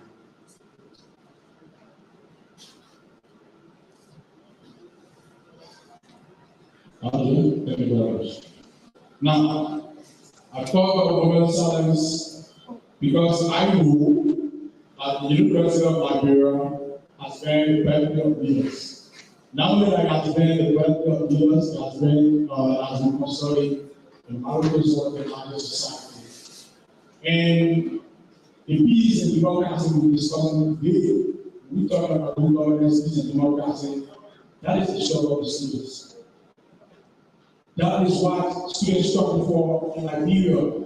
You need them, those who, because of their resistance to bad governance, had to be stopped up on this university campus. The likes of Bob Tapia, the former Secretary General of the National Students Union, and everyone present. So today our being here is more like a reflection of the struggle of the students. The Liberia National Students Union was founded a year after the University of Liberia was founded, if I'm right, because If I'm seeing that it's 72, then it must be 1951. All right, then the University of Auditorium Association was founded in 1952. So from that time onward, today, everything that has happened in this country has been, from that time up to 1970, everything that has happened in this country has been on the back and struggle of students, many of whom were in the University of Auditorium, many of whom have been associated to struggles in the sub-region. And to go further, the National Students Union has some objection.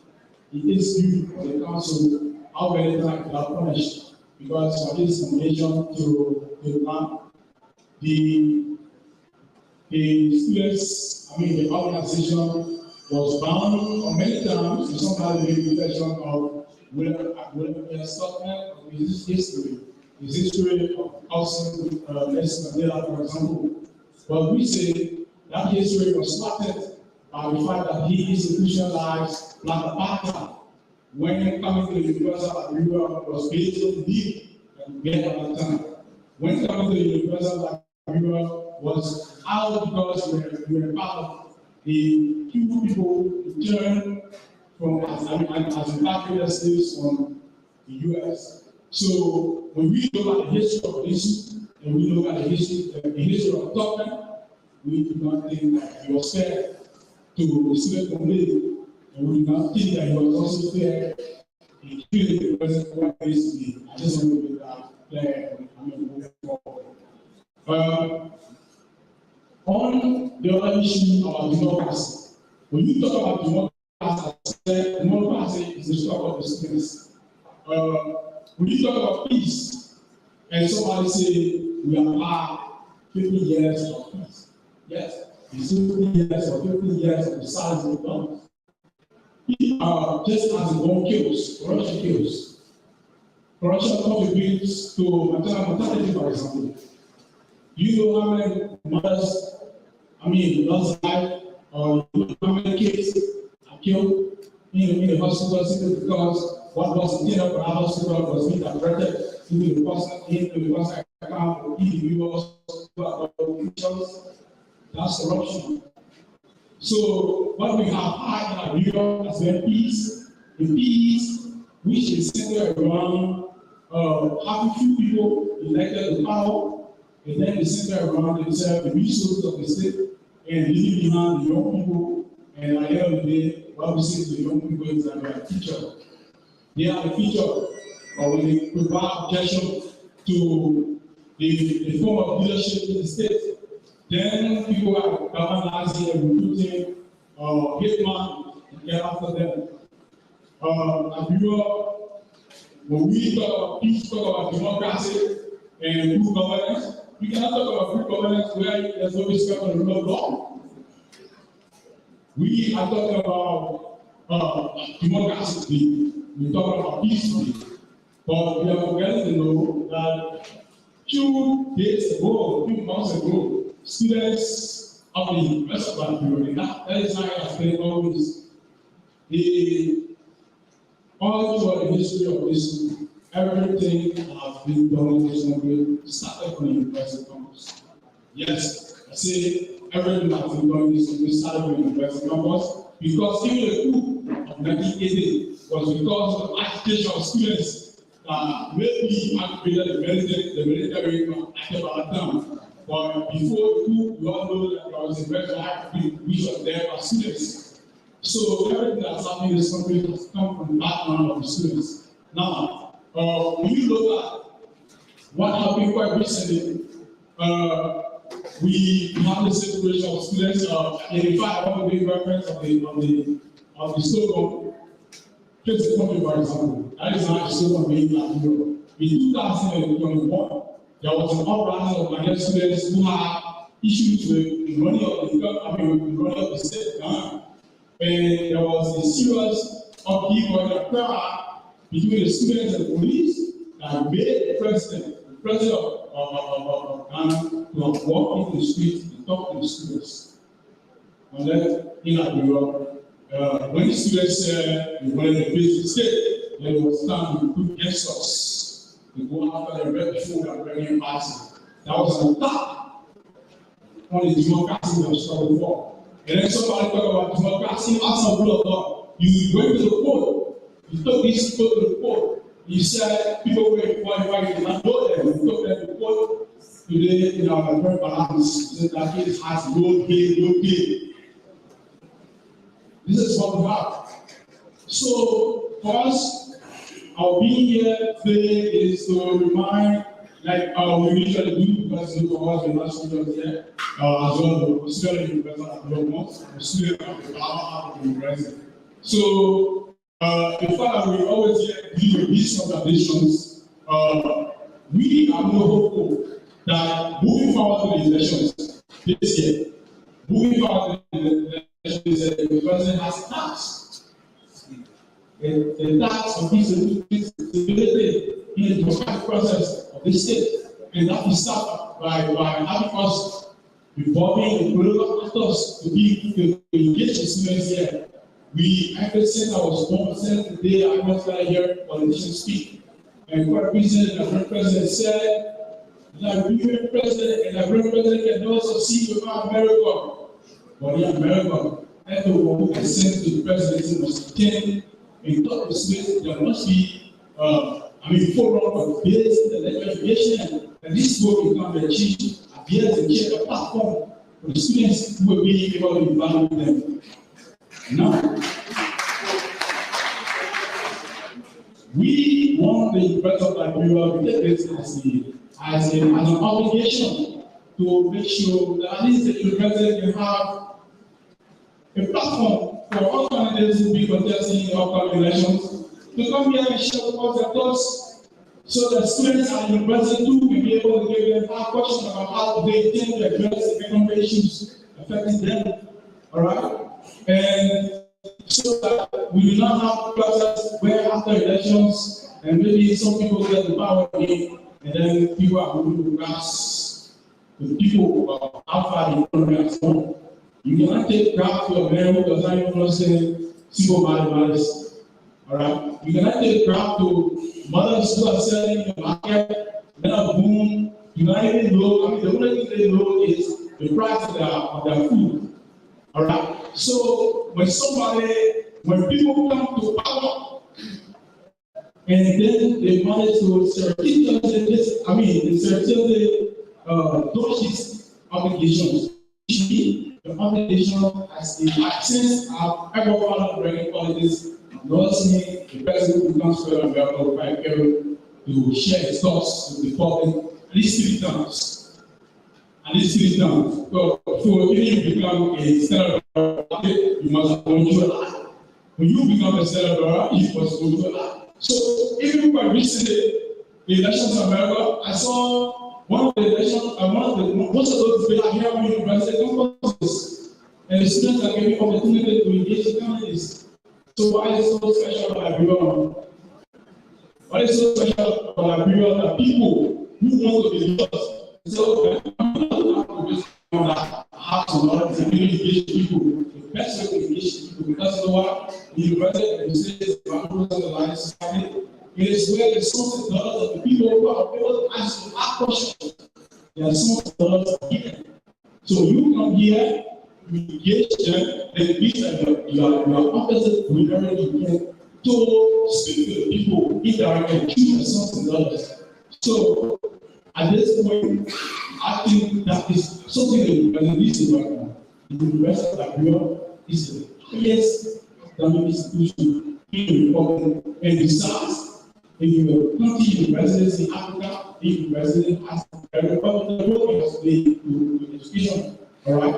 So we cannot have a history of having other people who have played significant role in global politics, who come here, some of them came here and spend some time at the university. But the university was having a simple symposium or a platform when people want to be present with the country, come to share with the students. I'm sure we're reading university from us And I mean, all the people that see the equipment, all of them see this as something that matters. All right. So we will say more than that. But again, we speak from the background of the students. So also our presence here, we will not want to praise and part of the democracy that we talk about here is the democracy which, as it is become what it says, not a way of foreign because we hope that the democracy we are fighting for in year 2020 will be the way of that. Thank you very much. Thank you, Mr. Washington. And this will join the views of the students. And since there's an umbrella organization that encompasses all youths of the country, the Federation of Liberian Youths, we will now hear the voices of the youths as articulated through Mr. Jalal. Thank you so much. It's important to be here with Dr. Nelson for fewer individuals with the students representing the platform. My name is Ernest Shah, and the head secretary of the Federation of Liberian Youth. And I would want to address the question by address the problem misconception. So a lot of people really believe that Liberia, the oldest country in Africa, we have the oldest democracy. Our experience with democracy is quite new. So between 1847 and 1871, we had emerged from democracy. Between 1871 all the way to 1980, 133 years. There was just one party. Incredible things happening in between. There was a period where one president was elected. There was two parties, political parties, including one person, and there was since 1992, so Dr. Mickey was elected in that stage. There was since 1927, where the candidate who won the election won with 16 times as many people, those more than electors. And there was also a case in 1955 where a candidate, I think he was rejected from participating because of motivation and things that he didn't register his candidate. So there's a lot of things happening between this 1 year period, 33 years period, between 1980 to 1990 was, internal rule and restraint democracy, and then there was war from 1990 onward. So our experience with democracy is just 2006 to 2023, and all of the parties that I really know with the question, and so I'll try to be as brief as possible. I think the university has a pivotal role to play in this selection. Two crucial roles in my view. One is we must try to ensure that selection is focused on the issues. People like young people who are across Liberia, this is hugely different politics because we really do believe that politics is not working for them. Politics is not answering big questions. The questions young people all around is actually challenges we face, challenges of unemployment, challenges of education reform, health. Politics, in a way, has not been able to challenges. So we can't young people who think about this about 70% of people living in this country to be engaged in a meaningful way with the political process. We must find a way to get the politicians talking about issues. The culture like the politics is I do this back, and that's the politics. Nobody's talking about how to make them work, how to reform education, how to ensure that our climate is more resilient. So the role of the university, all of the speakers said, is to bring out these issues. And part of what we want to offer us strategic agenda is organize a host of policy dialogues. So hopefully we organize and partner with the University of Liberia to get politicians sitting with young people to talk about their plans for facing these big challenges we face today. The next crucial issue I think the university has to be involved with is the issue of security. And the pastor mentioned something And it's strange that a lot of us are overlooking this for the first time since 1985 that Liberia is, having a complete ownership of its election management. It's never happened since 1985. But it was also because what happened in 1985. When you 1985 was a very crucial election. So people usually talk about the cause of war, tribalism, corruption, nepotism, all kinds of corruption. For example, in 1955, Edward James Roy appointed his son as Minister of Finance. We had nepotism. But the most direct cause of the Civil War was the elections in 1945. 4 hours from the elections in 1945. So the law used to the election result and had to flee the country, and they would try to force people to come back into the country. So, and interestingly, there's a lot of parallels between what happened in the election of 1995 was between 2023. There's massive dissatisfaction, massive disillusionment.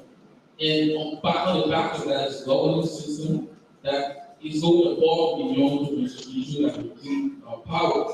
So the role of the university now is to ensure that we learn from our past.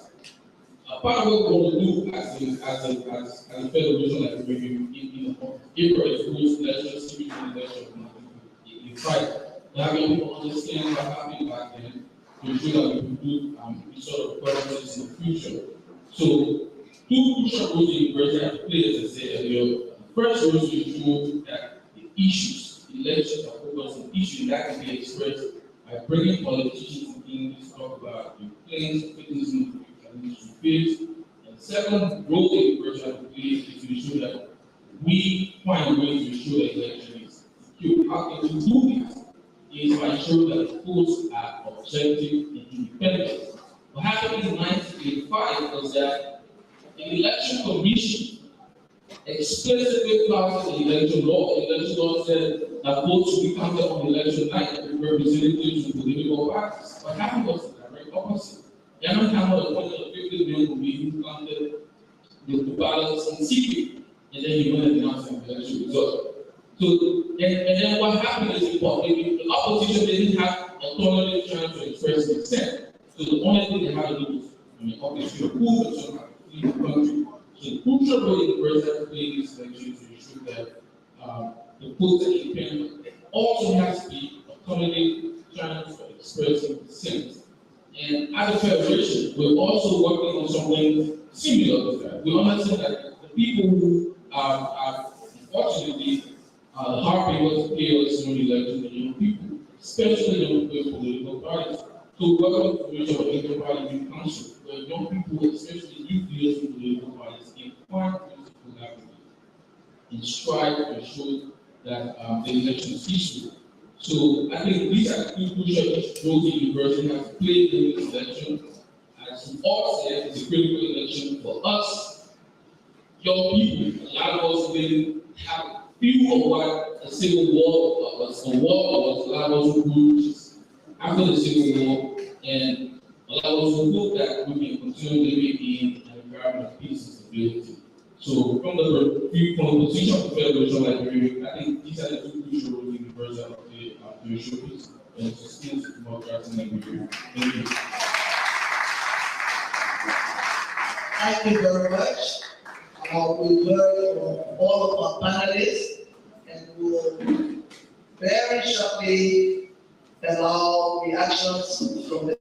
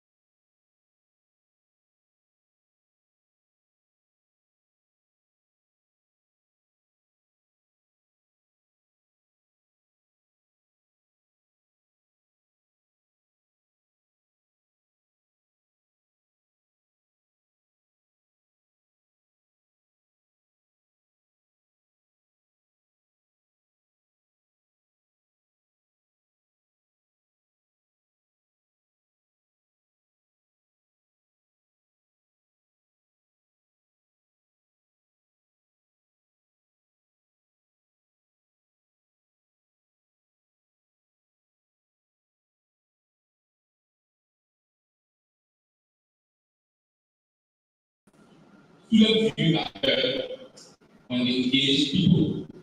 I remember at some point in time, 2005, heading towards election, after going through 30 years of civil unrest, we put ourselves together as key students at point down, and I led a team that met key actors, people who felt that were going to be at the top of our elections.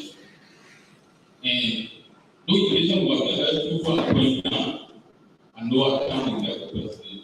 Early in the times of testing, we met with the late Tower of Ponzi, with an employment, and then we looked around, we saw a guy who was doing solo.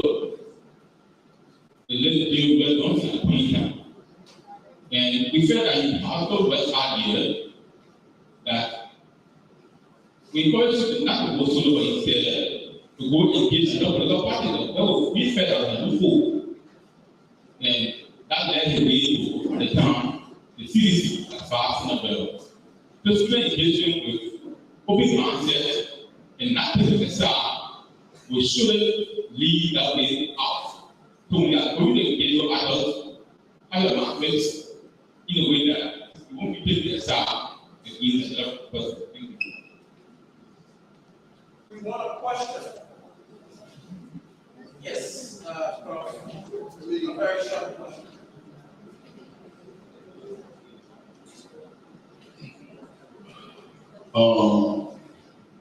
As we all know, elections are one component of the democratic legitimization process.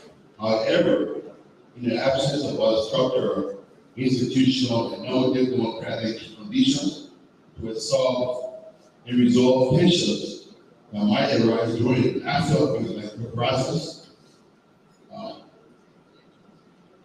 there's a sense of such process to reduce the real rates of knowledge.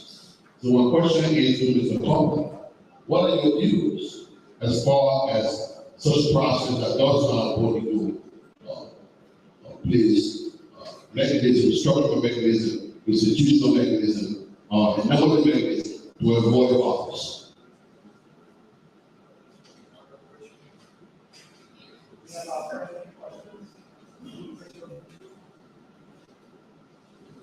We'll take two more questions, two more.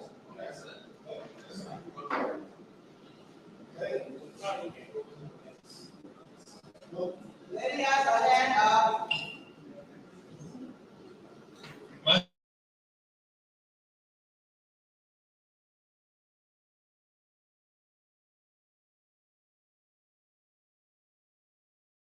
Contribution to the union our democracy. But my concern is if we take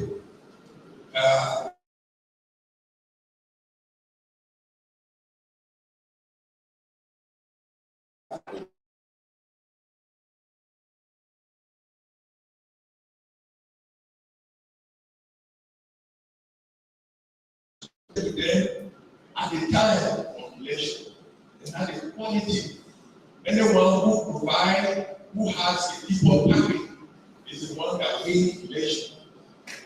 What do we do to educate our uneducated electorates that we have the majority in this country?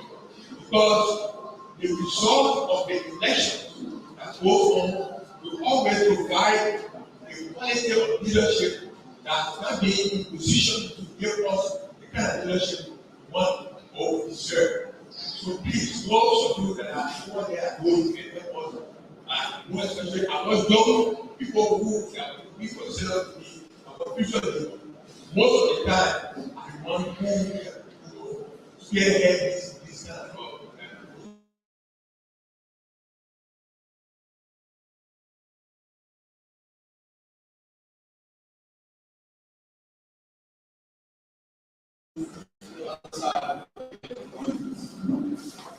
So, first of all, I'd like to commend the university administration. I'd like to say thank you to the panelists, especially to Mr. Kamara. We appreciate how you represented the students' views.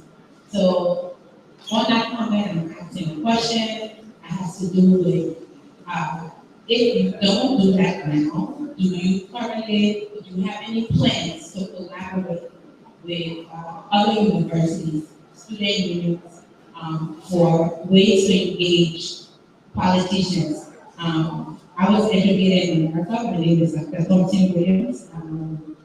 P-Wave is the nickname. But yes, it's true, a lot of the politicians, different university campuses to engage students. Do you currently have any plans to do that, but collaboratively with other universities here, for example, Huntington, right? Where the student government and you all can collaborate and invite politicians to engage you. We'll go to again.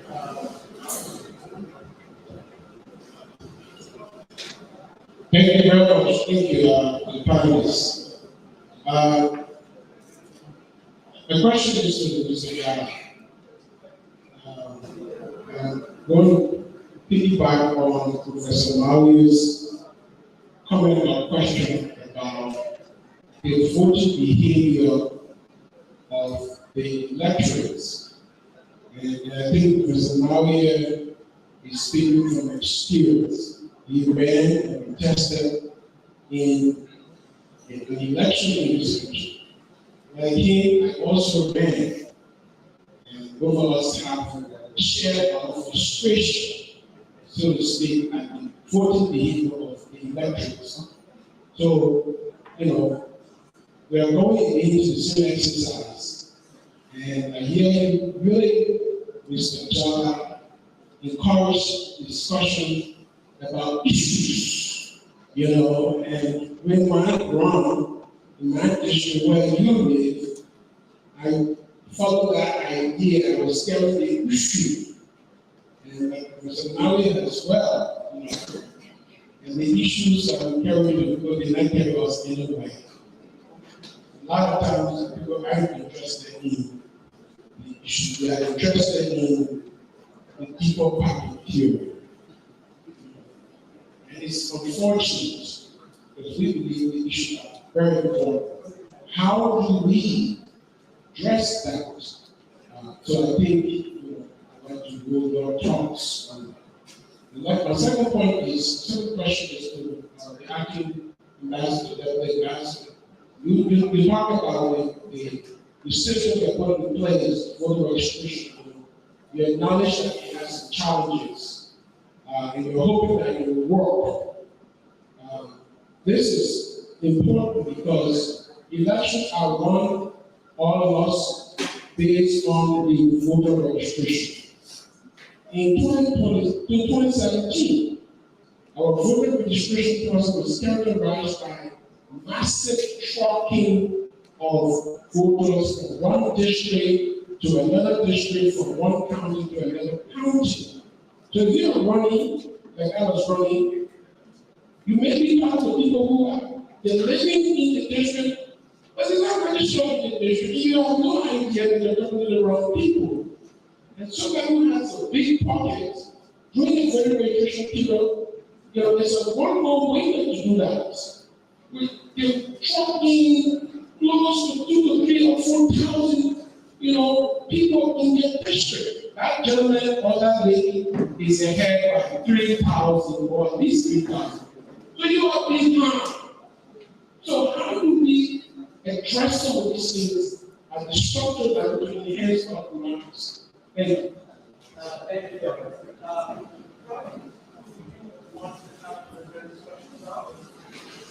Yes. Right,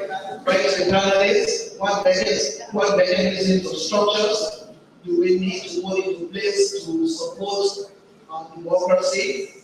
What do we do to educate our uneducated electorates, especially about the way we go about the selection processes of candidates? And what are students trying to do to engage other universities as they plan to engage political stakeholders? So you had two questions addressed to you. All really good questions. Thank you. With respect to that first question, if I understand correctly, my answer would be it's not about structure or institutions. I think Liberia has really good structure and institutions in place.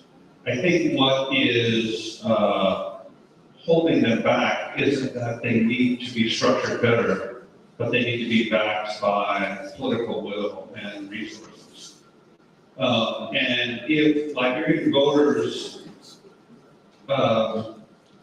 don't think that those structures are functioning correctly, then the structure that really matters is the election in October.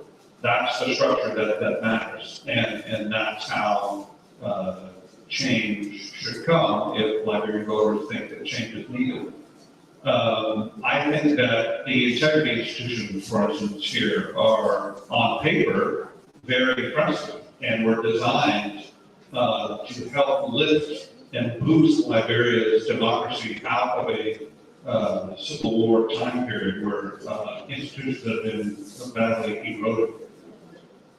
So to fix that, you don't build new institutions.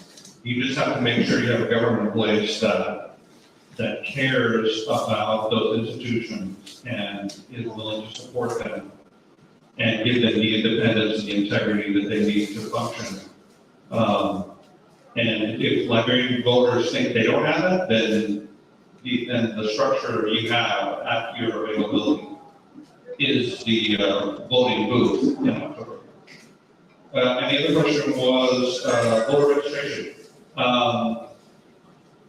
Yes, trucking, I've heard about trucking in 2017. I wasn't here then. I was here in 2020 when we had the big Senate election, and there was some accusation of trucking at that time. I think your question is probably better addressed at NEC than a foreign diplomat. I think that that would be probably a little presumptuous to tell a Liberian or to tell NEC how to run an election, but I think for the purposes of this discussion, and to get back to what I said earlier, I think Liberian voters need to be really fulsome participants in the election and call out trucking or abuse of the registration process where you see it.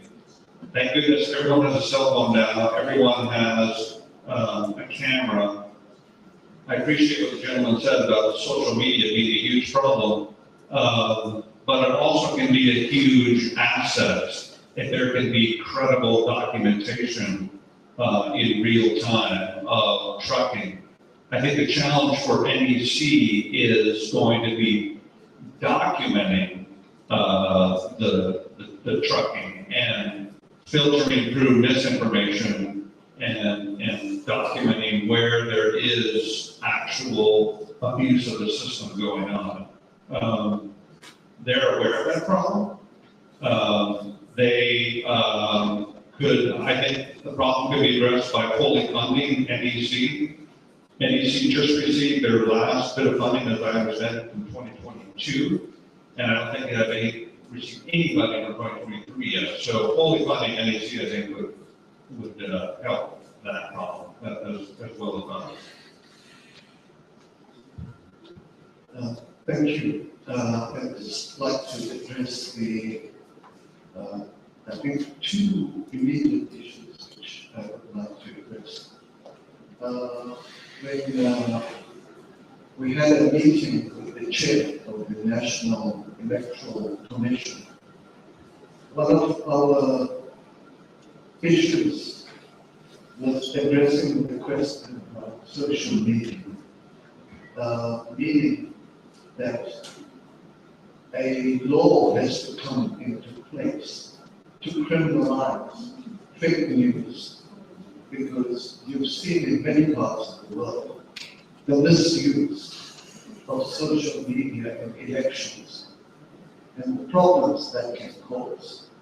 So the only way forward is a very strong law, and I'm sure a group of professors in law faculty, drawing from the experiences of other countries in this regard can lead to a stronger vote here in Liberia to send the clear message that if you are promoting or forwarding fake news, consciously or unconsciously, there'll be consequences for that.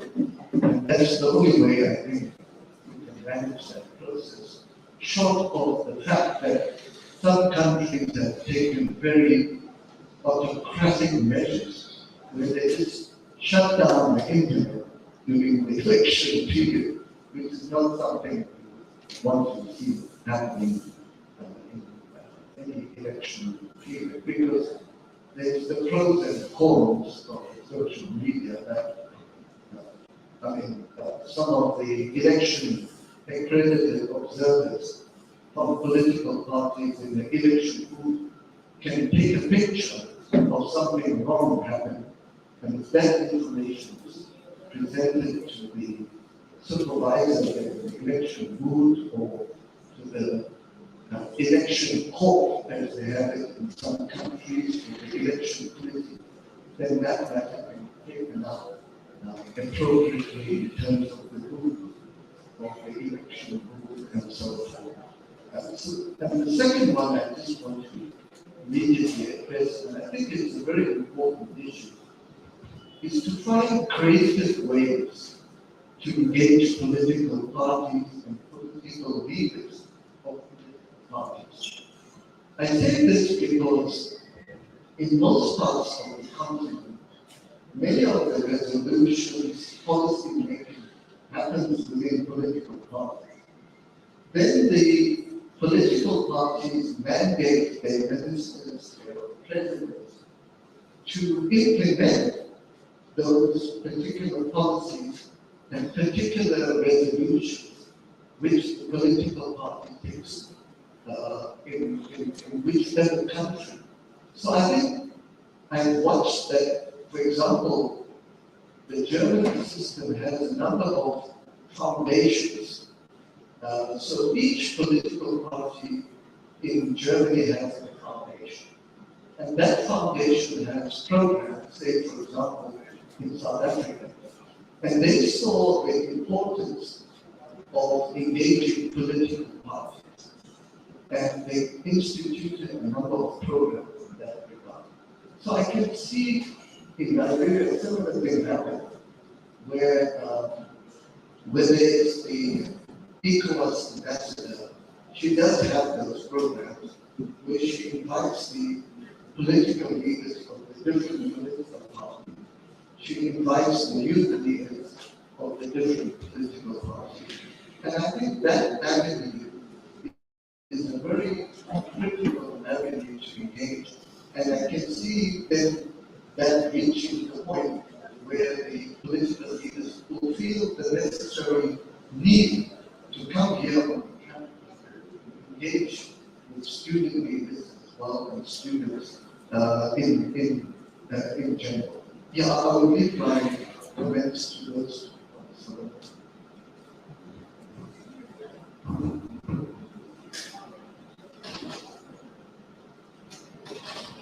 Just to conclude on the issue of political parties, political parties have it in their power. Also, if they find there is a president, like it happened in South Africa, where they felt that political president or president of the country was not advancing the mandate of the political party to recall. It happened in South Africa, where the ANC as a party decided to recall President Jacob Zuma because they felt this anti-corruption drive was not happening. And they recalled him and instead put another president in his place there in power. So political parties have a huge amount of power. And the question will be, in the democratic system in each country, find ways to engage with them and influence the policy making process.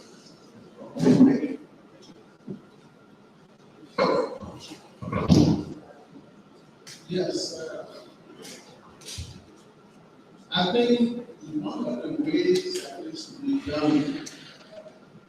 Lies, fake news, social media, which are considered what is considered as a traditional media. I'm also looking at this. Perhaps I will sort of develop on this as we talk about criminalizing considering the fact that it's all freedom of speech, but it's a very serious issue. One way we can do it is by countering the fake news, doing it deliberately, intentional, and support is needed on various ends because you realize it that in politics, politicians, they are deceptive, whichever way you look at it. Once they are in a political contest, they want to do anything whereby once they can win political power. Another thing we should look at is that former Minister Troy talked about people having the votes, to influence the voters, non-voters. And there was a research study done that talked about the quality of our voters. Research was done by the institution, which concluded that the quality of the voters are making the quality of the voters better. And from what I realized, there's a huge lack of understanding of the rules of the game. Democracy, they have rules. Like somebody made reference to the voter registration. We listen on the radio, I heard this, somebody from one of these parties, I don't know. He said, what's wrong with me? And I'm from the Auditorium County, he take my family to go register to vote, and he was live there. And the election law said, register in the place, and you lay, you resign. So that was taking care of the problem, and the political election law. But again, I go back to what I said, our problem here is we come up with these laws and we don't implement them. So one thing we need to put in place in the political world to enforce the law. And we need leadership, for example, from the bank of the political leadership law, because these rules are there. Say, for example, campaign finance, and who decided to launch an election civic education program to make the state. And one of the issues with zeroing in on is campaign finance regulations. One of the problems, because it's one thing that I'm telling you, democracy is not only the opposition too, but how much education are they getting at federal members? People are bringing helicopter and this and that other candidates because they're going out the map. You go to the back, you don't have the capacity to back. I don't know you several times. The NGO said you don't get support. So people will be going about it, will be finding organization. That's a disadvantage because democracy election is a level playing field. Then lastly, I'd just like to talk about the misconception. What's called a state to speak. We've had 2 post-war elections in this country. And young brother, they reference the writing the election. After the 1997 election, we had an election. And all again, actively for years. You have multiple candidates and parties. As much as I realized, and from the people that levels, it was largely a democratic election. Former President Taylor won. I go back to what you said. The parties not having the available means to challenge election. If we're not careful, we'll not see this election. I'm hearing what the chief of staff is saying. He's saying that based on what he actually hearing. Because we get the chapter. There are some people who feel if they can't win an election, the alternative should be to use violence. You know, there are provisions in the constitutional election law to challenge. For example, you have opposition who are dominating almost in the capital building. Why is it something unconstitutional and happening? They can't muster the votes in the House of Representatives to impeach the president. There's a provision there. So the alternatives are there. It's our duty as citizens, as people who are able to inform the young people and other people that if you are few cheated, we have learned from our experience, and it seems that some of the young people haven't realized.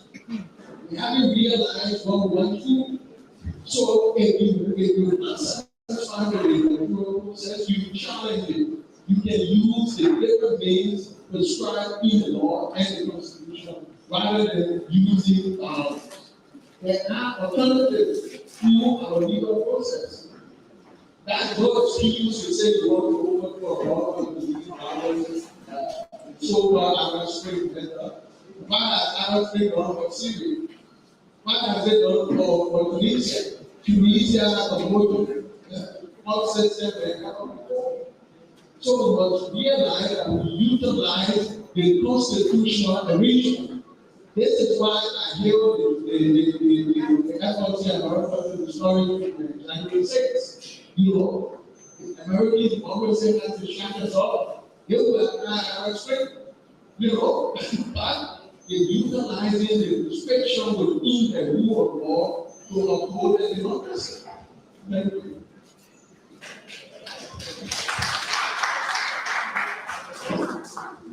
I think two questions that right after. Yeah, so one of the questions is about whether we are planning to get involved with engaged candidates. You know, there's a question in this story. Sometimes you have to be city age in order to give people attention. So the best way we can achieve having candidates to respond to questions of students is engaging the academic institution in the present Liberia being the largest. So we think it is our request to them, it is an obligation of us, but it is our request to them. If you can have a platform such as that, then automatically that gives people a lot of opportunity, students a lot of opportunity to engage with candidates. So we don't care partnering with them, we don't mind, we partner with them, why I call it one person who responds to the partnering because we are currently hosting an academic competition nationwide. So the president is going to be to look at, so we just write the communication that but we have to run that one. All right, somebody talk about how do we talk to people who are not literate, we got to provide political education. How do we get political education done? When the president of Auditorium is speaking at the legislature, I see mothers in the market get a phone on and put it in their ears, they want to listen to the president speaking. So I think if we were to call the CEO of the new president and you give a platform to the people, get some of the mothers to listen. If they don't hear, they don't understand some of the voice, they'll ask the kids, what does that mean and what it means? I think that would be a very good initiative able to provide them with education. Thank you very much. I know our time is fast spent. We will have one question from each side, and then we'll bring this panel discussion to a close.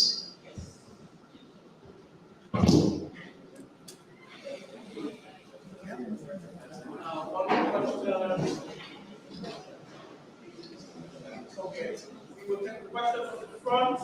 Now, lady. You want to go down? Okay, let's identify the two speakers. Lady over there. Okay, we recognize the gentleman, the lady in the audience who has a question. If not, then the second question will be asked by opponent, and I have a question on Thank you. Mine is a general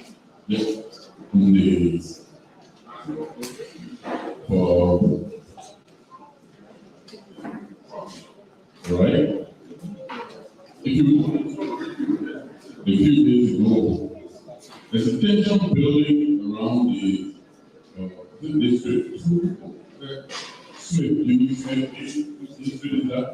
District 2, tension already building up in that community. And we're not careful, it's potential recipe for kids. Because I think what others are saying, knowing that this trucking thing has become a tradition, they are already organizing vigilante group. That's what it's coming out of, I think, vigilante group. Because the situation, they are going to be regulating whether you are from that community or not, or you're part of the, because the trucking, those who are involved are very strategic. They're not just something with the truck and empty the truck. You put your strategic place and you pick your phone and therefore they're going in. But I mean, something is here. Because as it's already on in some of those areas, and the many others are also thinking to there's something to that. Thank you for what you hear. We'll take that and then Good afternoon, thank you to the panelists for the insightful contribution. That's why I was born is in Nigeria. So, a couple of things: elections, young people with violence. I'm speaking as a former director of the African National Secretariat here, the PMU, and also former program officer of the Election One Day Committee when they're calling the civil society part of the elections. In 2011, we saw something. Now, the National Elections Commission by Article 10 is only going to teach you how to vote, but then establish how to vote and to teach you civic and political education. Our curriculum that we're going to teach civic education and number. So, what happened? We found that political parties only teach their partisans about civic education, like 6 weeks of elections, and that is the challenge. So, it's a capacity issue. And many of the people who are talking about election issues have little or no understanding about the process and procedure around elections. Now, what happened in 2011 was, the question is, what mechanism do we have from as young people, flag, federalism, like student groups, to sign a pact on non-violence? Because we're talking about a sizable portion of our population. In 2011, we did it in work. If there are plans that you have, you let us know. If there aren't plans, we can all work together at the level of the embassy and the diplomatic corps and other people here to make sure that we have that pact to work towards promoting non-violence as we propose our electoral process. Thank you. thank you, gentlemen, at the back. Thank you very much. My name is B. Mustafa Dugwe, student leader, and also an advocate. Let me appreciate the University of Liberia for organizing the unique programs. Please be brief, as brief as you can. Where we have had the opportunity to listen to foreign diplomats and accept the journalism educating us. I want also to use this video to explain my deepest appreciation of the Ambassador of the United States of America, saying we are embassy continuing to take against that governance in Nigeria. We as an advocate, we are following your agenda, and we say with you, as I speak to you now, we are being engaged in our own development of the interpret the world meanings of central against for what elements within our society. And we are now going to forgive those that have caused impoverishment of our society. Your stay against our government, we recognize it. The fight continue, and we say at the United States of America, you have a bigger part of this country, and your decision, all of your decision is in favor of Liberia. It's in the good interest of the citizens if you understand that. We will continue the education of our people. Thank you very much. Okay, thank you.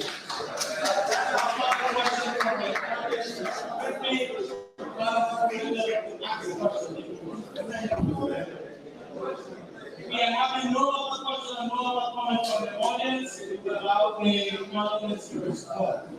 Just one last question, and my question is actually to Cook, the U.S. Embassy representative. You mentioned, you quoted for us Donald Kennedy, that report many of us have said in political science classes for years and years. It's quite interesting. I know political science is dissected from the point of view of American nationalism, but also from the point of view of the new civic and political. In your experience in Nigeria, in your reflection, in the case of Nigeria, what can you say as some suggestions as to move forward toward possibly what happened? And we encourage citizens to ask that crucial question: what can I do when it comes to that? Thank you, and I'll return this question. Thank you very much. We have two questions on the floor. One is whether the Makes to Fly and other young people's organizations are considering signing a pact on non-violence during elections. And the second question is requiring any suggestions for new civic culture in Nigeria.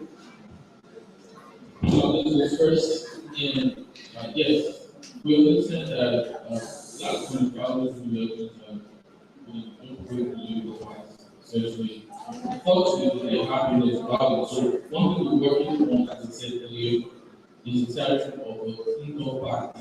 And this is like this union of the United Parties. They are the actual leaders in this party. We're working with them.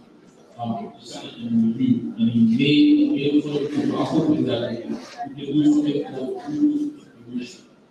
The federation that we will get people to put, but we have started which we expect to be a movement of peace, and also about issues that don't people care about. So it's something at the center of our plan, called the Us agenda, and we're hoping in part of institutions such as you can deliver.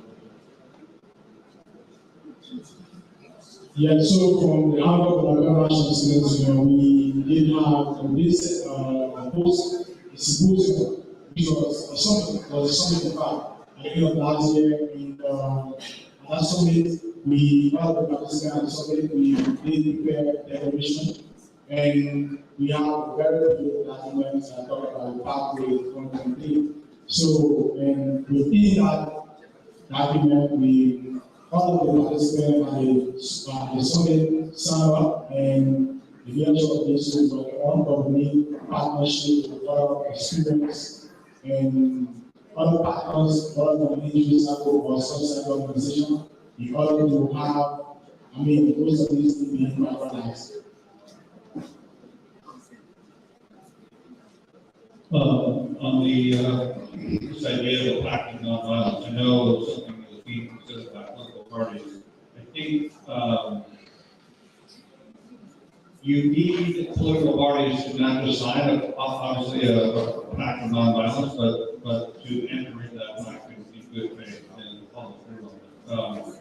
And I think as important as that is, I think it's also important to ensure that it's not a one and done initiative, but that's an ongoing process. As a diplomat, I was impressed with the statement that President Lee made at the UN General Assembly and at the African Leaders Summit, both in the U.S., on commitment to free, fair, and peaceful elections. What would help is to have those statements continue from all levels of his government, I think, so that those who would take up violence as an option in election season understand very quickly that they are not doing so under the mandate or with support of the current regime. And we haven't seen those statements continue here, at least not in that same way. But I think it would be very important for President for the administration for the CEC, which has a special responsibility as the incumbent ruling coalition and therefore sets the tone for the election. It'd be very important that kind of messaging to continue, including through the nonviolent path. That tactics has to be entered into a good faith. On civic culture, a couple of things come along.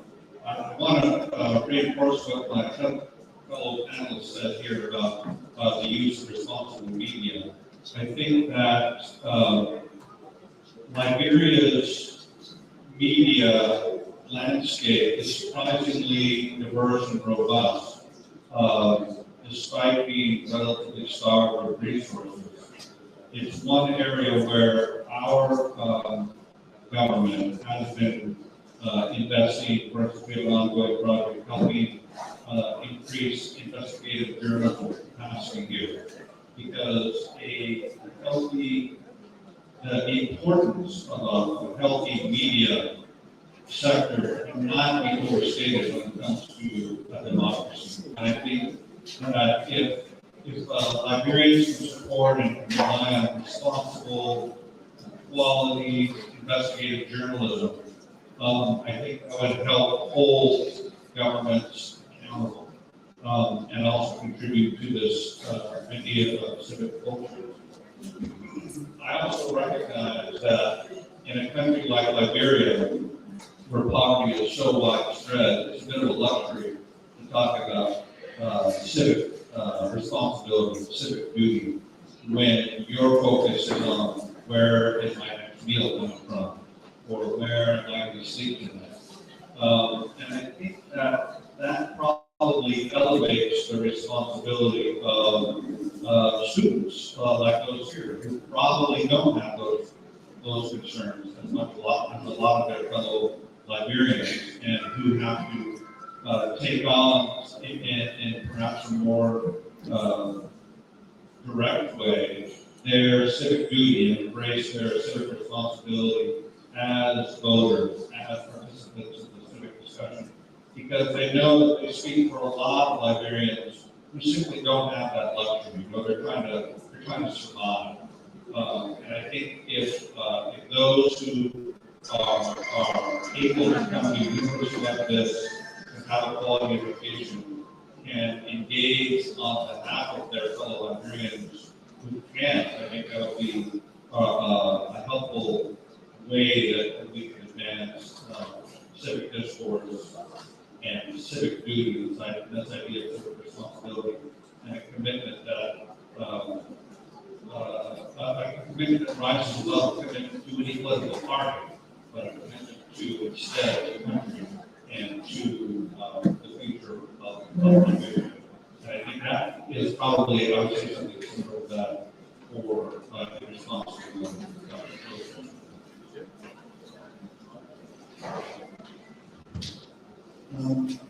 Just like to make a few concluding comments. Firstly, I found this session exceptionally enriching. Listening to the range of views and the way forward on two aspects of political. One is the creative ways to find mechanisms to avoid violence. One is, I think we need more platform for youth and student leaders to express their concern. Because in the last roundtable we put forward the fact they can't remember when was the last youth conference they had. I know that there were a few at the end of last year to finalize the youth manifesto. So in the youth manifesto, we mentioned the potency of the youth in Liberia. It also stressed in very strong language that the youth are also accountable for Liberia. I think all the questions which we stressed, which youth experience in this country. So I believe that the indigenous race community transform other new ways to be found, where the necessary change happens, where you, many of the others that you one let them know that the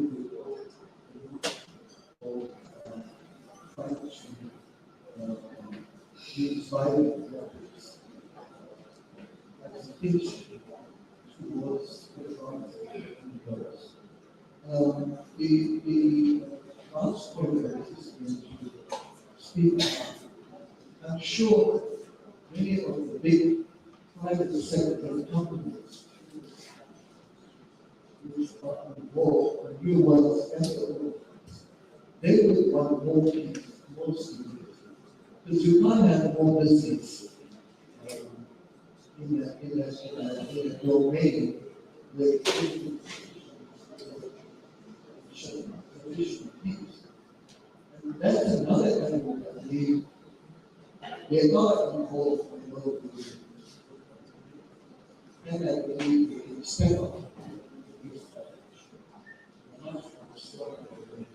For example, they would very well support initiatives where the investment Nigeria can have peace on different points within, whether it's outside of government station, whether it's the different counties, whether they have student peace on.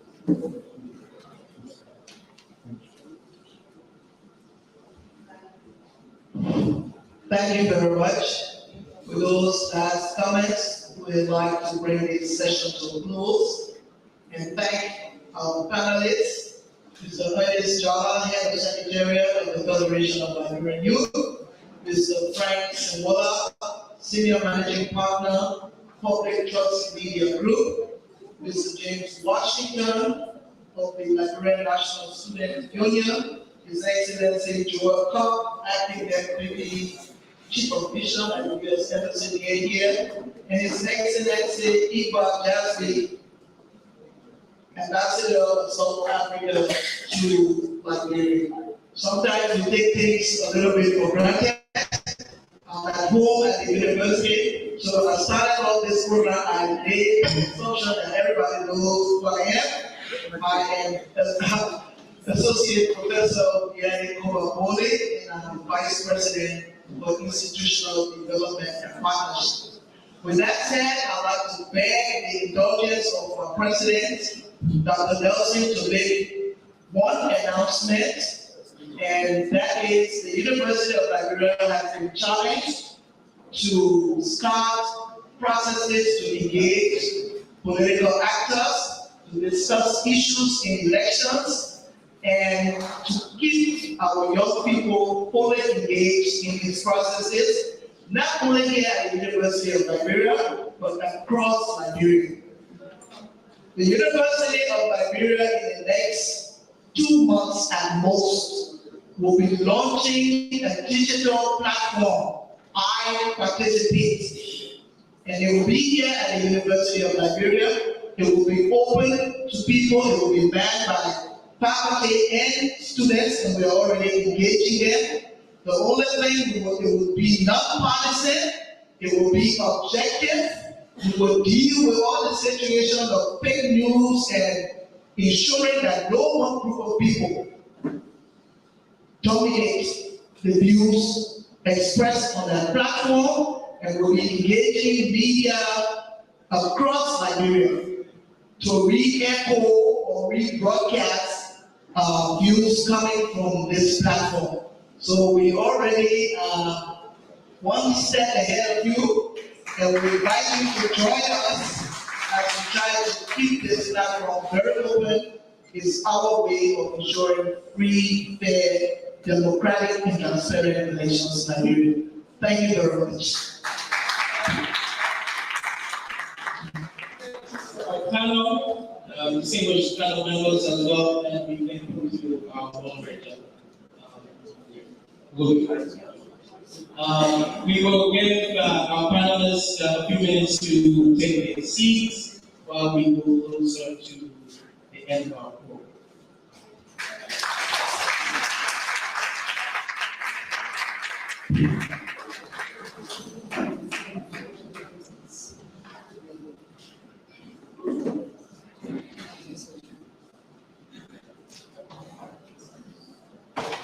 We have a slight amendment in our program.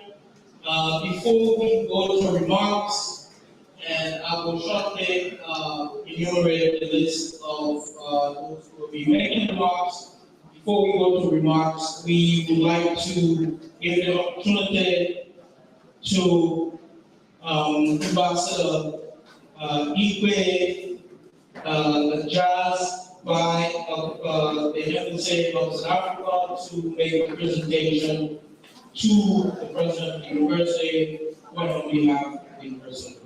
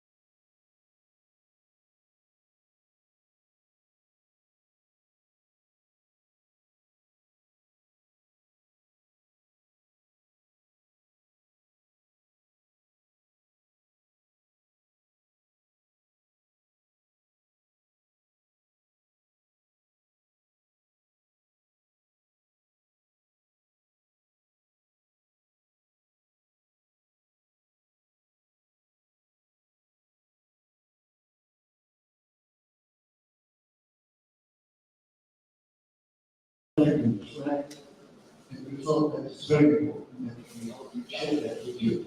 So once again, our fund appreciation to the university, students, that we would have this fascinating intellectual process. Thank you.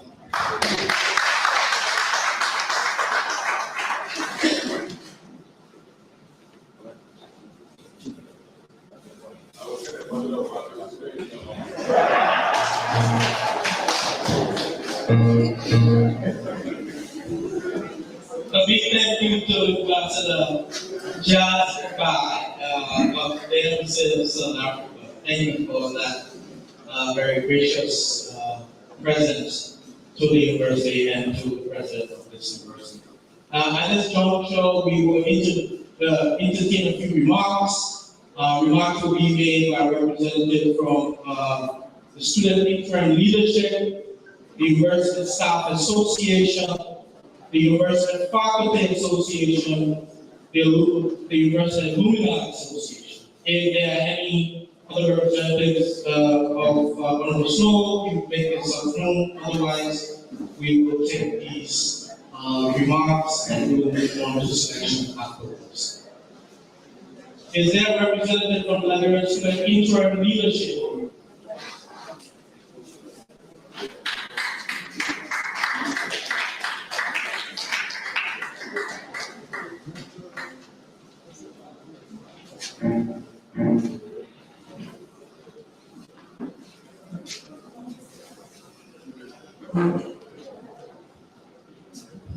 Thank you so much.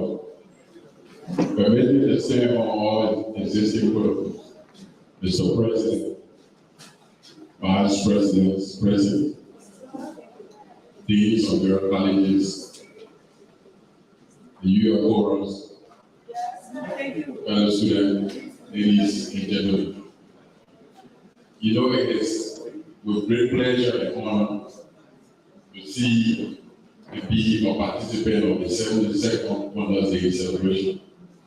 On behalf of the over 2,657 students of the University of Liberia, we would like to say congratulations to all of us, and thank you so much. The University Staff Association.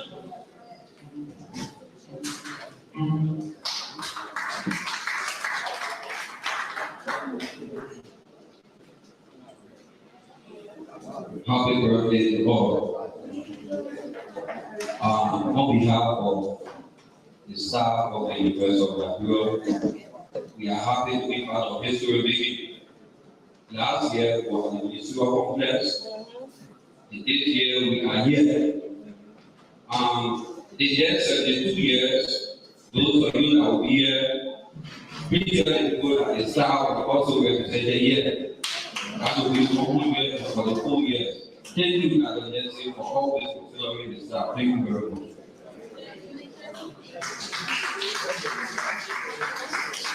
Young board representative from the Department Association.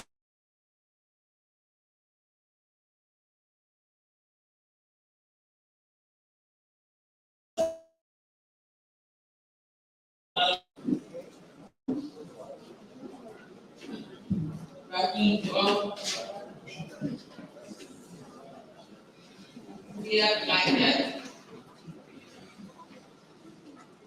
that this day has come and that so much is going on. Last year, we celebrated, that was the beginning of a celebration of a Founders Day for the University of Liberia. And behind it, on the theme that we were writing, that we were representing.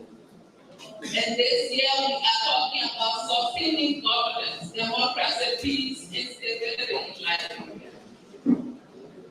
The Union President is a place where we let representatives should always take place. We are glad today that the next speech of knowledge has taken place here. And we are challenging all of us at this university that this should not be the end.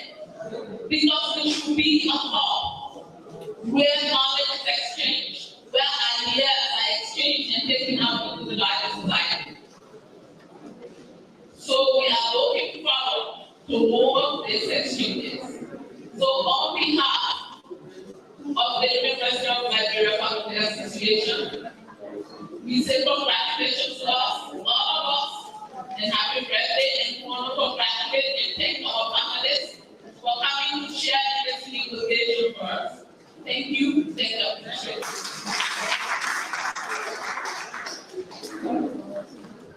Thank you, Madam President. We now have a representative from the United Association.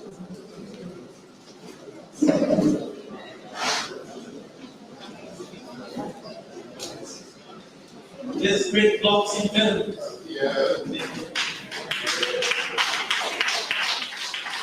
Thank you very much. Today we feel so proud. For those of us that have spent longer time on this campus. In this auditorium, auditorium in the light of Discourse. And this is where students have interaction with the people out there, be it political, social, whatever it is. And we have a very normal atmosphere. We are really glad that this has been brought to life. We want to appeal, especially for our police auditorium school, the students.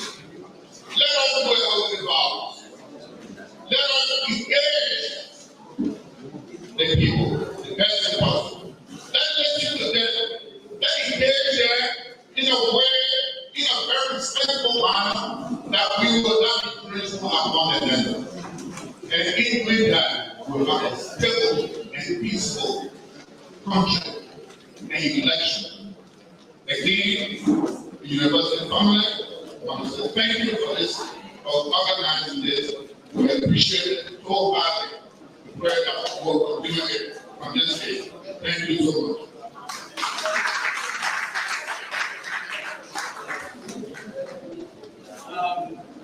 At this juncture, we are, will remember us, let's concentrate on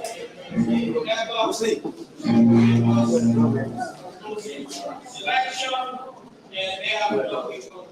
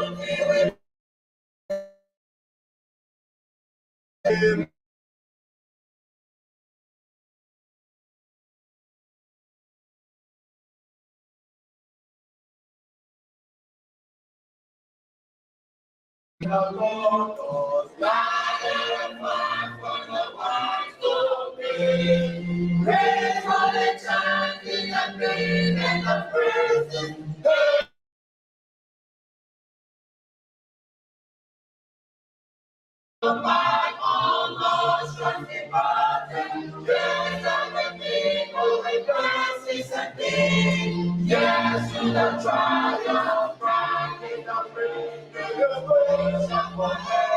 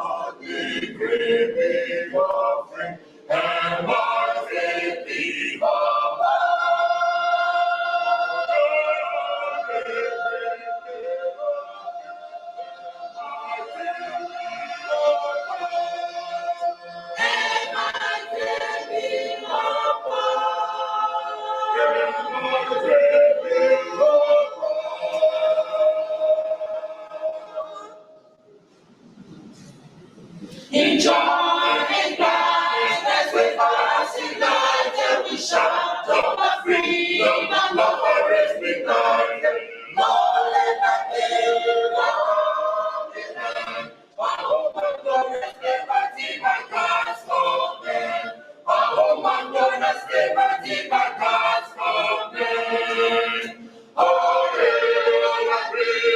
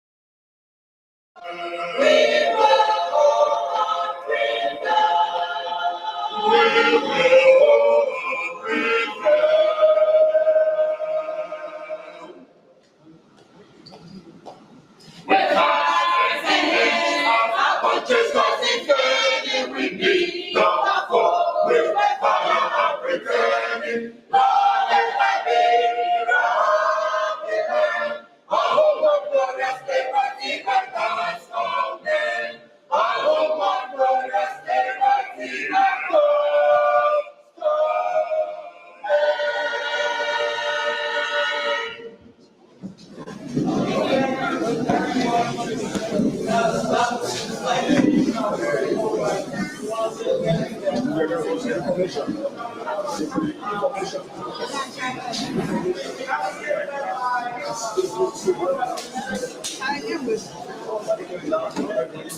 don't leave without me telling you thank you.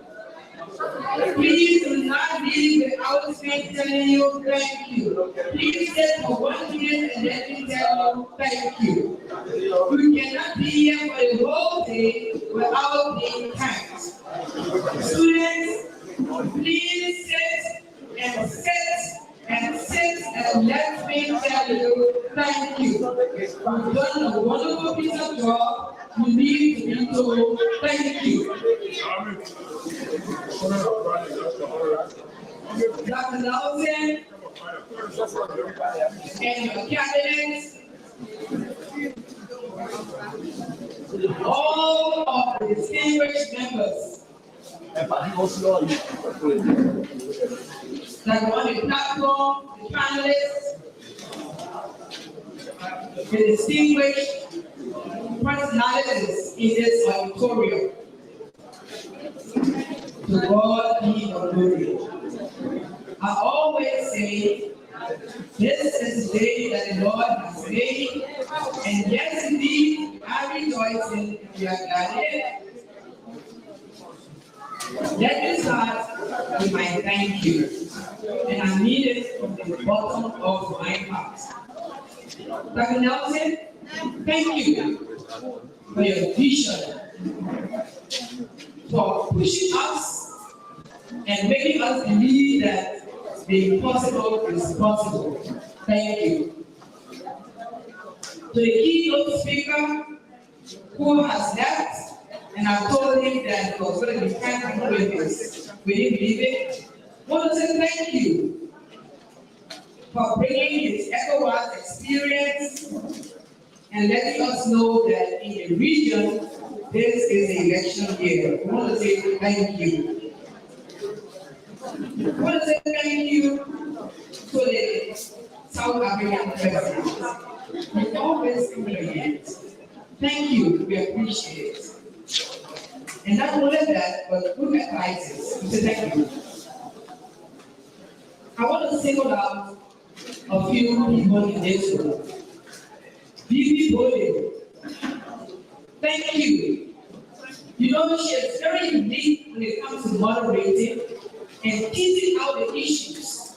When people talk and talk and talk and talk, and we just see the focus in everything. Thank you for making it so interesting.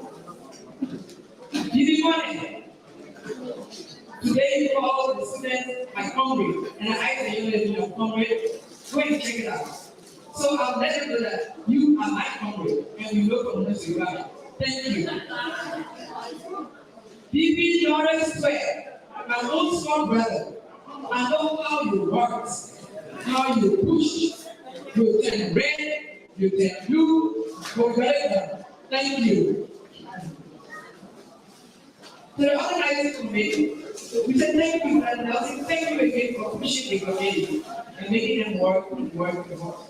For the students, it takes a lot of focus, effort, and function to sit through this for so many hours and be attentive. We say thank you. Continue in this our intellectual discourse. We are going crazy. Thank you. For the Europe, we say thank you for the recognition.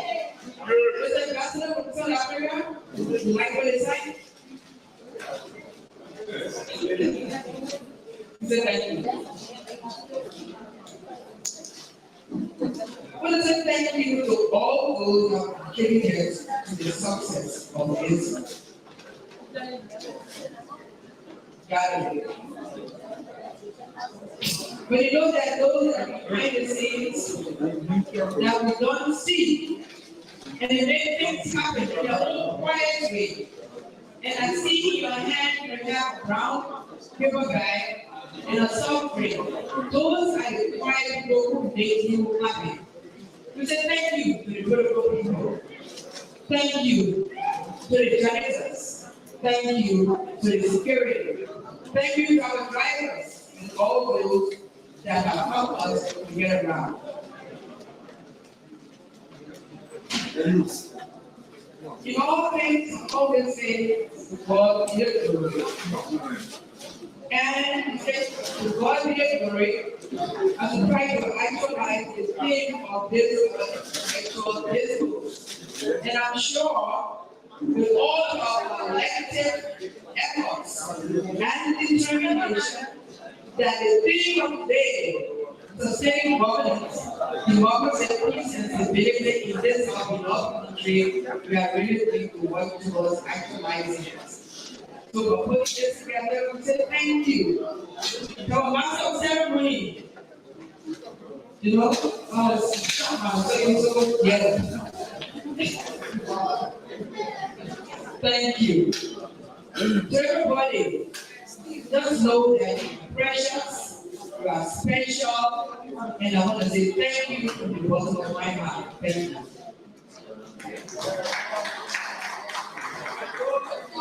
Our program is mutually inclusive. For tomorrow, we continue with other events that will be meaningless events.